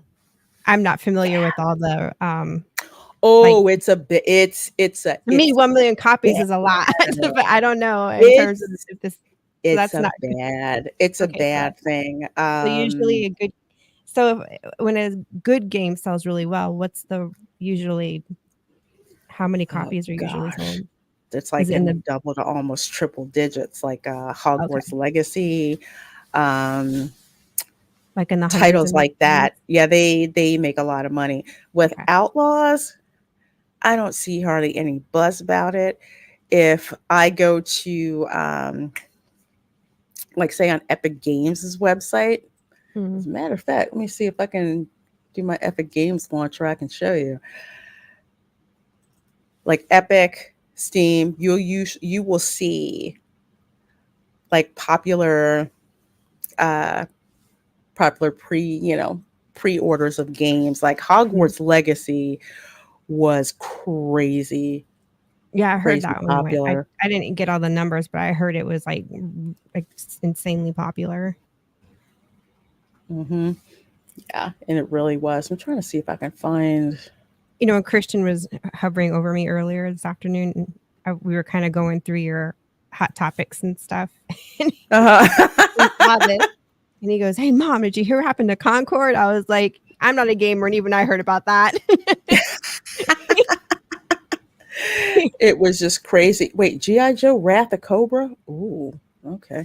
All right. So I'm trying to find the list, but usually you'll see like popular pre-orders and stuff like that. But Star Wars Outlaws, you hardly hear anything about it. Yeah.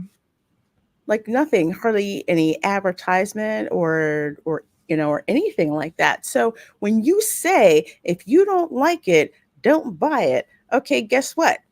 Your customer is going to say, guess what? We're not going to freaking buy it.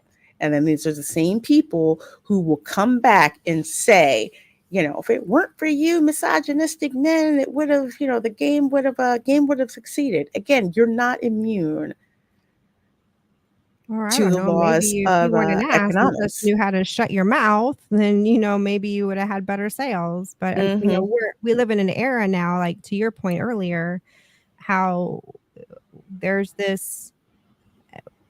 We live in this culture now where it's almost as though we've been conditioned and programmed now to. I can't even put it into words. It's like we're so easily offended, even when we're not trying to.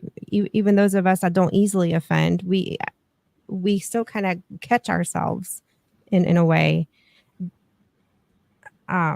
Always ready for a fight, or just hyper vigilant, because that's been the conditioning. Like I've explained to people, there's the conditioning that you submit to, and the conditioning that you're aware of, and you push against that. Yeah. So with this, like I've heard people say, because I put on Twitter, I said, hey, if you don't like it, don't buy it. Yeah, your terms are acceptable. And then you'll have some people who will say, well, if we don't buy it, then they're going to blame us. And I'm just like, and that's a bad thing. Well, then you're buying into the gaslighting. Exactly. How are these companies going to learn if you don't hit them where it hurts? Yeah, Petitions don't do squat. Don't buy the freaking game. As a matter of fact, go buy a game that you want to play. Go buy a retro game.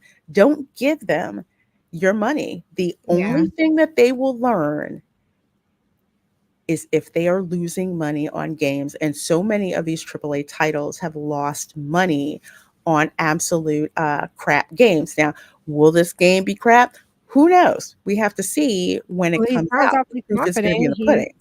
He's on his high horse. Well, if you don't like it, there's going to be this minority of people that don't like it and they're not going to buy it. And he's in his mind, he's thinking they're still going to be sitting on all this money in sales. It's like, well, potentially not, now that you opened your mouth, and everybody's already on high emotions, and people are very quick to be like, no, you offended me, so now I'm going to walk away. Where like you said, maybe 10 years ago, this would have been, like a non-issue. But and then they're surprised why their product failed. These companies are making products for the minority who are allowed. Yeah, because they have a big megaphone, the entertainment industry. It's a small group that has a big megaphone. Very much so. I mean, one of the things that, again, it's like I fell asleep, and when I came back to gaming, I'm like, they've been replaced by pod people. I've never seen a group. Gamers never used to be so easily butthurt or easily offended. I won't say all gamers, but there's a vocal amount that are. Like, if you, God forbid, you should want to look at attractive female characters playing a video game. You want to play as one. Oh, well, that's problematic. Being a girl, but I kind of want to play a pretty girl on screen. Yeah. That doesn't make me a lesbian either. No. Jeez. I want to play a hot chick. I want to look at good-looking men in my games, aka like Final Fantasy. I do. I want to see that. I mean, But most you're of gonna us tell look at me ourselves in the mirror. We are our own worst critics, and a lot of us look at ourselves and think, "Oh, I'm ugly." And so when you're able to provide escapism and you want to be in a character and you see this attractive character, yeah, you'd rather be the character than be yourself in that moment. Is that wrong? Many people in the glass. No, it's ridiculous. And maybe because I really didn't pay that much attention to Gamergate when it came out, but in my mind, I'm like, why were these people led into this space? Why were the likes of, like, say, what the heck was her name? Like Brianna Wu, like Zoe Quinn, like the Sweet Baby Inc. Who let them in who is instead the of approving audience who yes, approves this company to come in and be the consulting firm? That's what I'd like to know. who let them in the gate? Who was the person or the people responsible for saying, I don't think so, go bleep yourself. Don't let the doorknob hit you on Who was in the the village way idiot? out. Yes. Who let them in?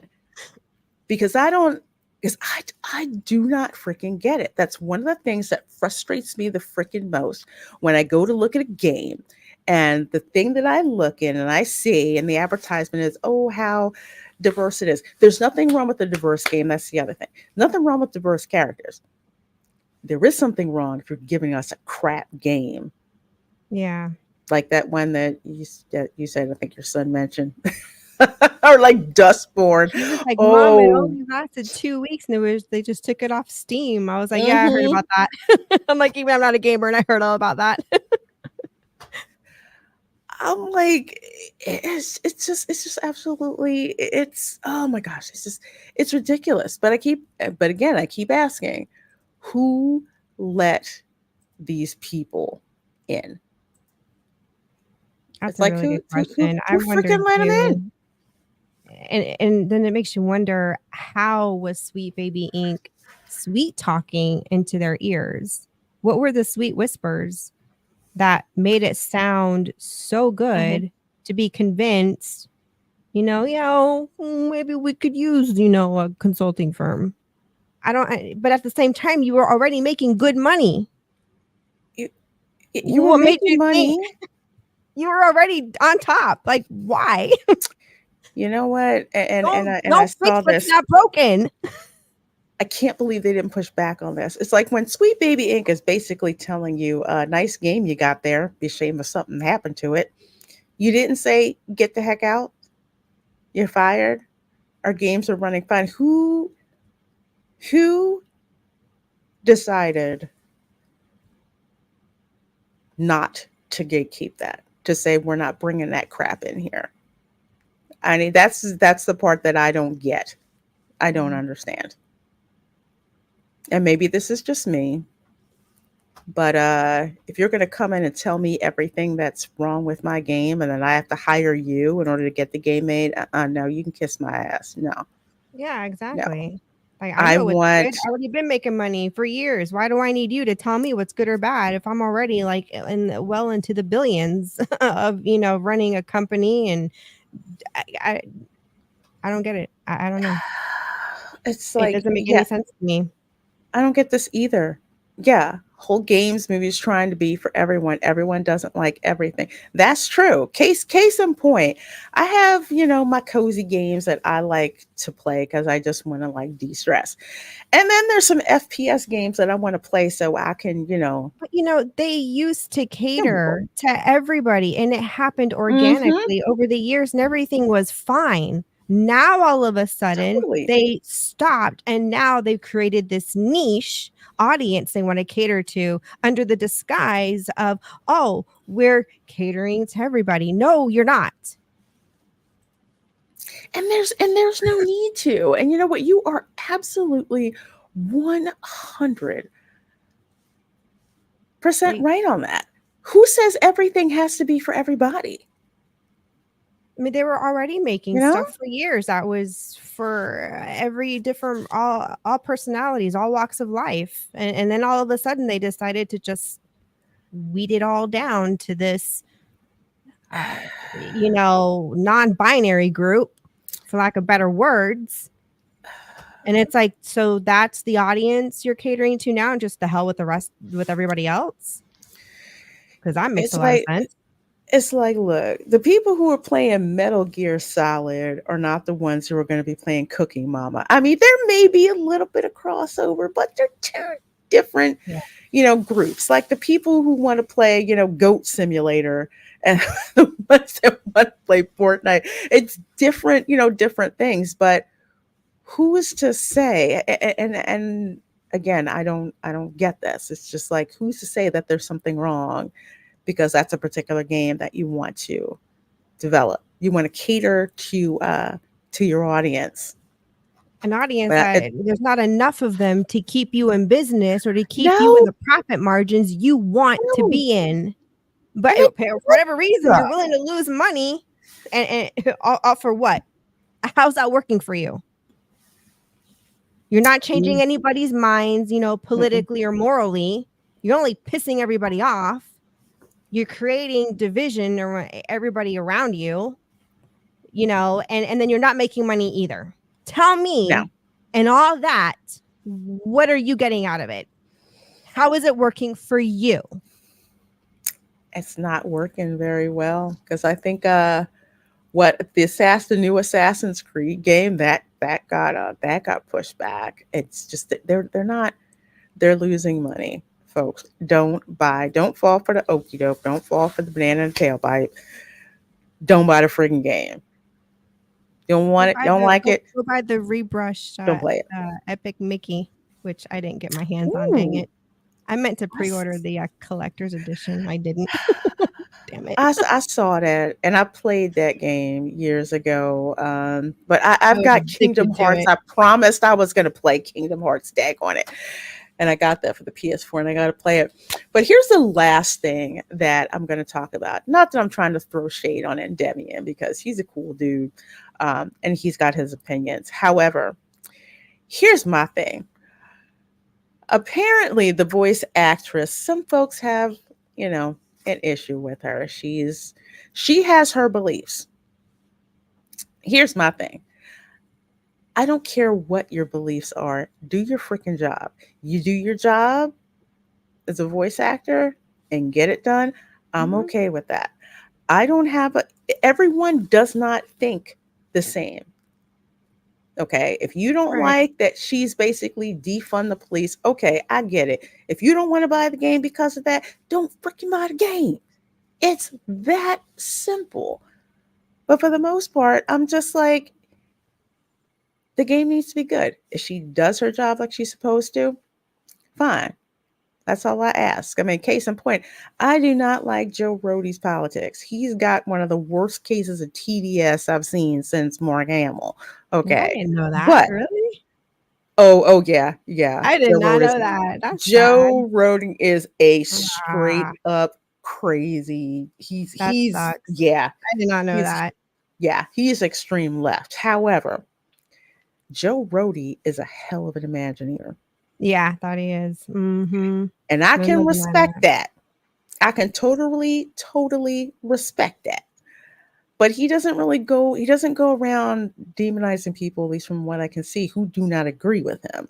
So I'm like, okay, fine. You're a kick-ass Imagineer. I have to give you clout for that. Don't care for your politics, but you do a job. Now, if you're talking smack and you're a crappy ass Imagineer, like a good percentage of them are, a good percentage, some of them are, that's what you can see. So it's like, look, if you don't like the game, don't buy it. And you know what? You don't have to give anybody a justification of why you didn't buy the game. It's your money. You owe nobody an explanation. And at the same Just time, they're not exempt from the consequence of making that statement. no, they are not. It's called the law of economics. Twofold, you know, like It's called supply and demand. You told us if you don't like it, don't buy it. We tried it. We didn't want to buy it. Guess what? Sales go in the toilet. So when they're wondering what happened, why aren't people buying our game? Well, so this game hasn't been released yet. It's like no. coming soon. It's been announced. So they've announced it. They've said the sequel to the game is coming out. State of play, I guess they have like a little bit of rendering so you could see the new character. Mm-hmm. And that was basically that was it. So most people thought, and they knew about the sequel, but they thought that it was going to carry on the story of the protagonist from the first one, from Ghost of Tsushima. But I was going to ask, like, is there some kind of canon there that they're getting away from that's upsetting people? Is because I don't know anything about the story like this game. I think it's like on two fronts. I think people were surprised that it was going to be a different character.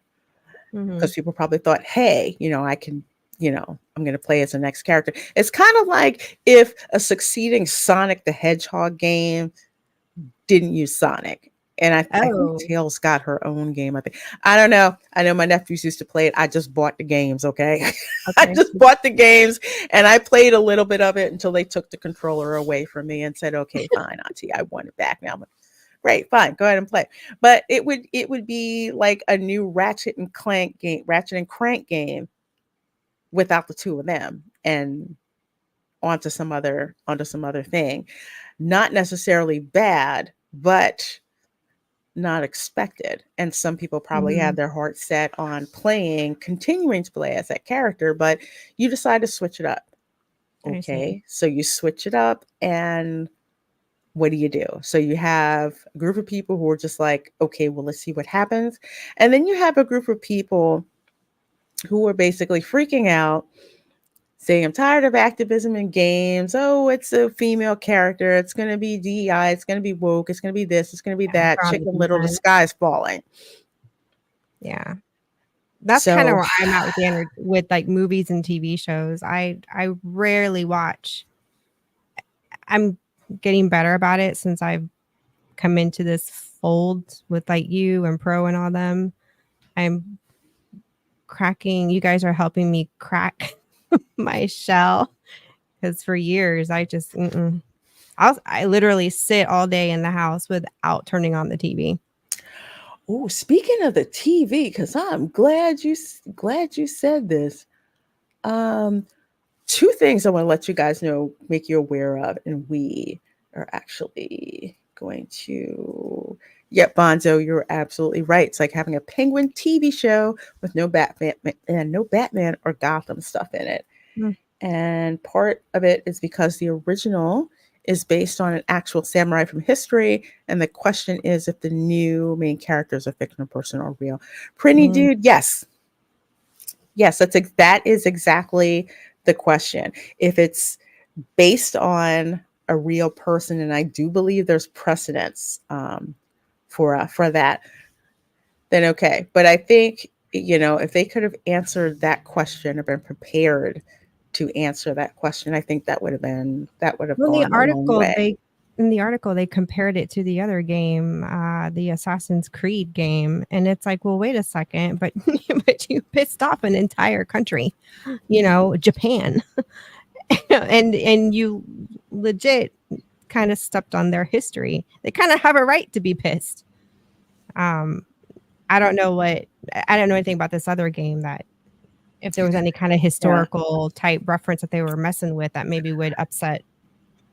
Or if it was just like a more fictitious, like a fiction. No, it was real. And Sucker Punch actually did that game, Ghost of Tsushima, was received very favorably in Japan because they were like dead on with the lore. So dead on, outlets like IGN and others were giving them crap because they're like, how could you develop a game about Japan and you don't have any Japanese developers? Meanwhile, the game was received so freaking well in Japan. It sold like, I don't know what. They were just like, Well, since when do you have there's to this be reverence Japanese for for my the Japanese culture. history? Yeah. So I can't be a historian, in like ancient Egypt or any other culture because I'm only allowed to know Cuban history because I'm Cuban. Is that what you're telling me? What a bunch of shit. that's pretty much what Sorry. they said. But then again, that's the likes of like IGN and Collider and the Gamer, and that's what that's what they did. So, but Assassin's Creed Shadows, ooh Lord, that is hot garbage with what they had to That was deal the with. one that it really upset the Japanese, right? That's Yeah. the new one. Yeah, they came in with a Black Samurai. They keep saying it. It was actually fan fiction because I've had some disagreements with some people online. They were like, "Oh, well, he was a Black Samurai." I said, "Well, there isn't any peer-reviewed sources in Japanese from Japanese history that prove that this guy was a samurai. The whole thing about him being a samurai turned out to be fan fiction. And I think the guy who wrote it got fired from the Japanese university that he was Yeah, I heard teaching about at. that. There was no factual basis. And here it's kind of a case like this. I can say, oh, I have ancestors that come over on the Mayflower. Okay, so how do you prove that? Well, of course, I proved it with tracing my own roots. I did it with DNA testing and finding out that I have DNA matches with other people who have been accepted into the General Society of Mayflower Descendants. Okay, so how does your family tree connect on paper to these Mayflower descendants? Were these Mayflower descendants for real? There's all this documentation proving that these people existed and they've all been peer reviewed. So I can prove that. Right. With this guy, no. It was basically just some white savior virtue signaling person who came up with this. Netflix did a whole series on it in anime. And Right. people who don't know any better will be like, "Oh, there was a Black samurai." No, there was not. It has not been historically proven at all. So, but they're running with it. But Ubisoft is getting so much crap about doing this between Japanese people, between folks in America who are tired of this crap. So yeah, they're pretty messed up. But two things before I forget, because we are trying to. Oh, Afro Samurai was killer. I know. Oh, I just read that. I was laughing. that was so good. That was so freaking good. And the story fit though with how with how they did it. It was freaking awesome. But yeah, so before I forget, two things to let you guys know. We're gonna wrap up here. Speaking of stuff to watch on TV, Demon Slayer, the Hashira training arc is coming to Netflix on October 31st. I am a huge fan of the Demon Slayer anime. I freaking love it. I absolutely love it. I'm glad it's coming to Netflix. So could that I mean watch I can- this and get all the context of the whole, like, I guess, culture of this anime? Yeah. So I think there are 3 previous seasons that have been released and they're available on Netflix. So I've been waiting for this one to get released on. I thought it was going to be on Hulu, but apparently it's going to be on Netflix because I didn't want to buy Crunchy. I love Crunchyroll, but I do because I watch a lot of anime. So yeah, it's going to be there October 31st. Demon Slayer is so good. It's so freaking good. It's so freaking good. Sounds like I'm waiting on that. Yeah, you gotta watch it. You gotta watch it. So yeah, Demon Slayer, Hashira training arc is coming to Netflix. The next installment after the training arc is the Infinity Castle. I think they're working on that one. So October 31st, you definitely want to check that out. And the last thing Daggone it. It's like I lost my. Oh, okay. By order of the Peaky Blinders, Tommy Shelby is back. So we've got Cillian Murphy and Stephen Knight are reunited on set as production officially starts on the upcoming Netflix film. Have you seen Peaky Blinders yet? No, Christian was again. He was hovering over me tonight, looking at our chat, and he saw this and he goes, "What?" And I looked at him. I said, "What do you want?" He's like, "Yeah, I watched that show. We were back home visiting." And he's like, "Mom, you should watch that show. It's really good." So I had no idea he was even watching a show while we were in Florida. I guess he got. He doesn't tell me anything. He doesn't tell me what shows and he's watching. I'm like, you could tell me. We could watch stuff together. But no, he's in his room and he marches to the beat of his own drum. What can I say? Well, he has good taste because Peaky Blinders, I think I have to watch the last season. Peaky Blinders is so good. He said it was. Oh my gosh! Had to do with like the Prohibition era. Yes, he's really into movies that are in that genre and in that. He likes history. He really loved Oppenheimer. I mean, I didn't see that. It looks so freaking good. So that's to kind of give you an idea of Christian's taste. Yeah, this is like up his alley. Yeah, the period pieces like this where they have like the wardrobe and the settings and and everything. It is a spectacular series. Also available on Netflix. So you definitely want to catch up. I know I need to catch up before this movie comes out. So that's Stephen Knight over there to the right. And here's the interesting thing about Stephen Knight. I talked about this last week. Stephen Knight has written 4 drafts of the next Star Wars movie. Apparently, it seems, rumor has it, that Kathleen Kennedy has an issue with the drafts that he's written. Stephen Knight gets a good amount of money and work from Peaky Blinders. He's going to be working on the Peaky Blinders movie. I don't think he has time to do anything with Star Wars anytime soon. Yes, he is 28 years later. Yes. I'm sorry, Erica. Go ahead. I was going to say Kathleen Kennedy. Does she just like drama? Is she one of those types of people? She you just logically spelled that out, and she doesn't have the logic to come to the same and not worry about it. No. Case in point. Let's see. Rise of Palpatine.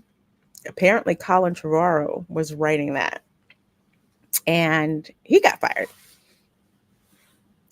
Damn. And his treatment of the script was way better than what we got. Working with Kathleen Kennedy, I mean, I've heard Patty Jenkins. She's busy on other stuff. Yeah. So Stephen Knight is busy working on Peaky Blinders. It's a BBC sponsored series. It is insanely good.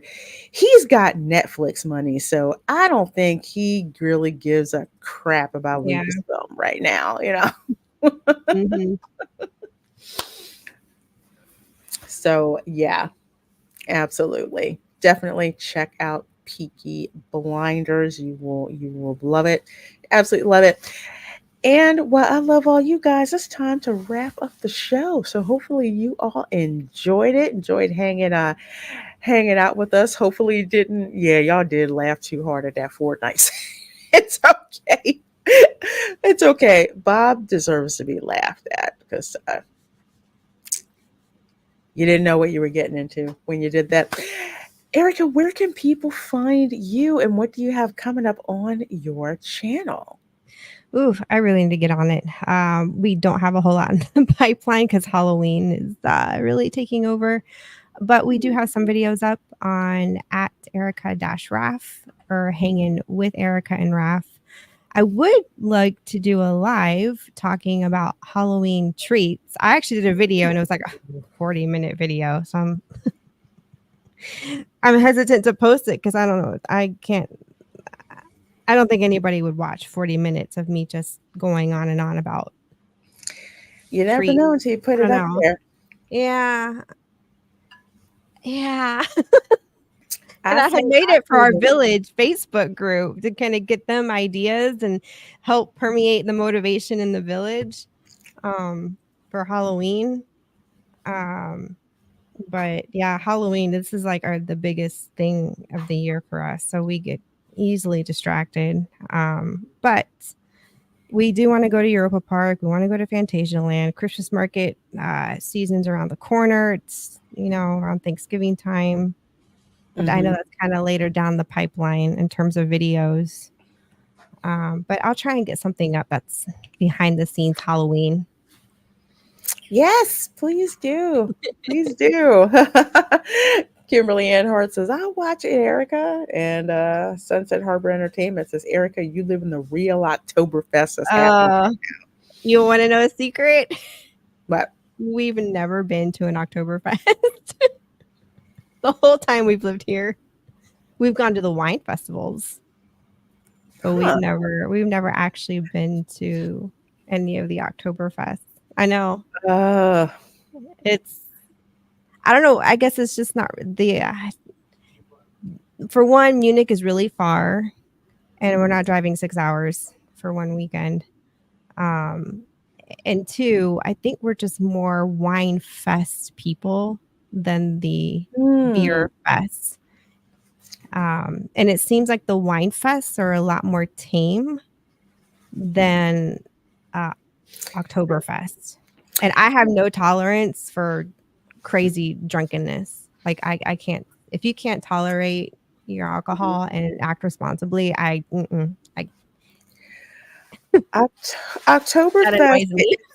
it's kind of funny because I'm used to Oktoberfest like in like the Philly metro area. It's so big. Again, it's because there's like a big German population, of course, in Pennsylvania. But I remember driving around and seeing these billboards that say, come to the real Oktoberfest. Oh my gosh. Like on Lufthansa Airlines. I'm like, why do you Lufthansa. Yeah, I love that airline. I've flown with them a lot.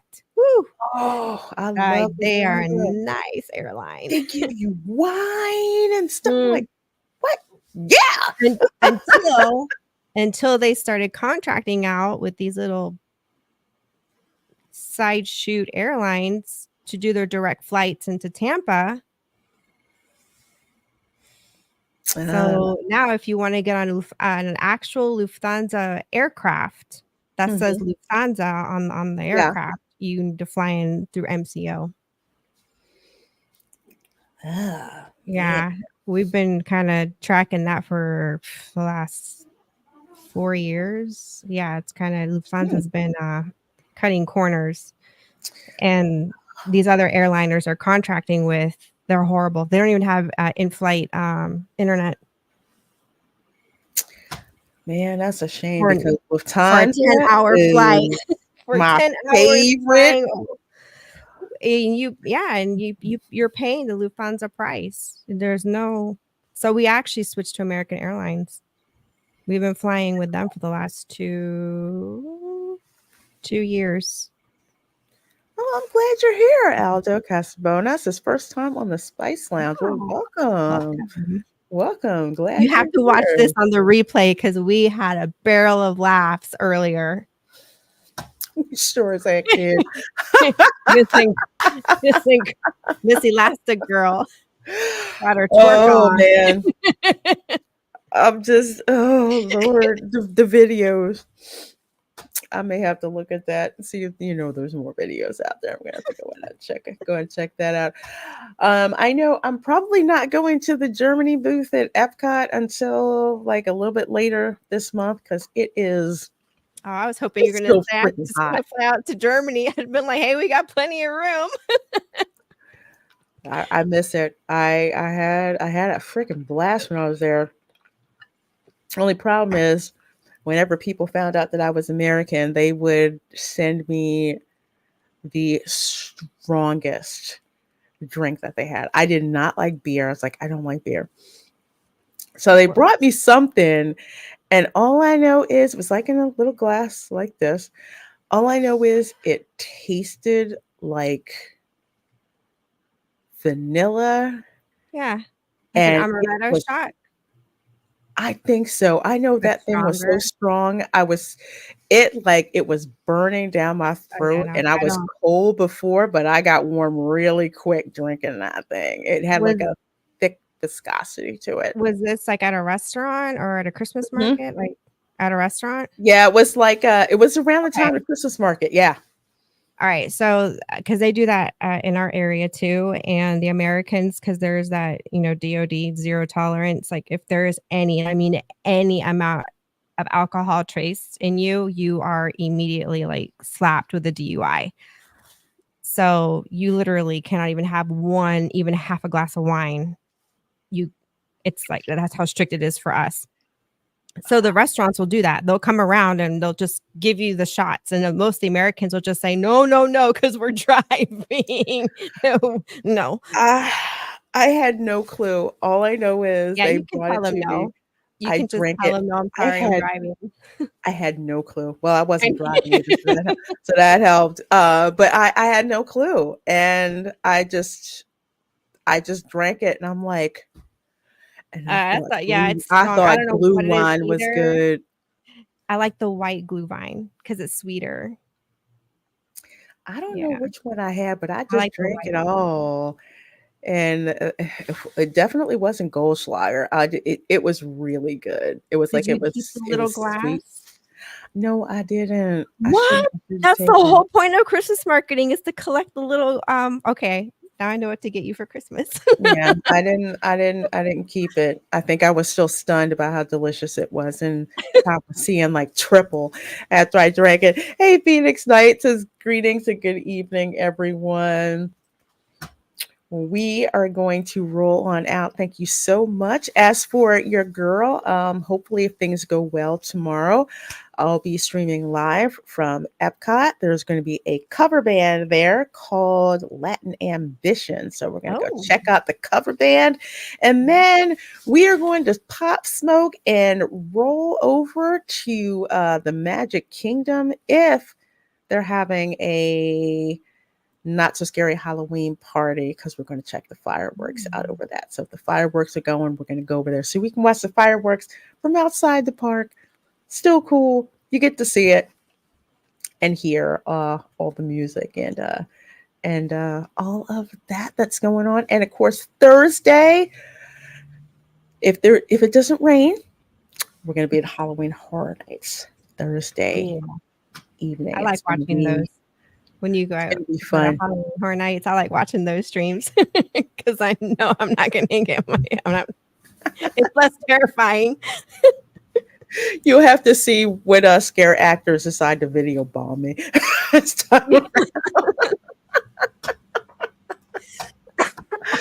Well, you guys are absolutely amazing and fabulous. Thank you so much for supporting the channel. Please do make sure that you are subscribed to Erica and Ruff. I have got her channel down there in the description box. Please do. We got to get her subscribers up. Subscribe to me. Make sure you hit that like button, and we will see you next time. Bye. Ciao.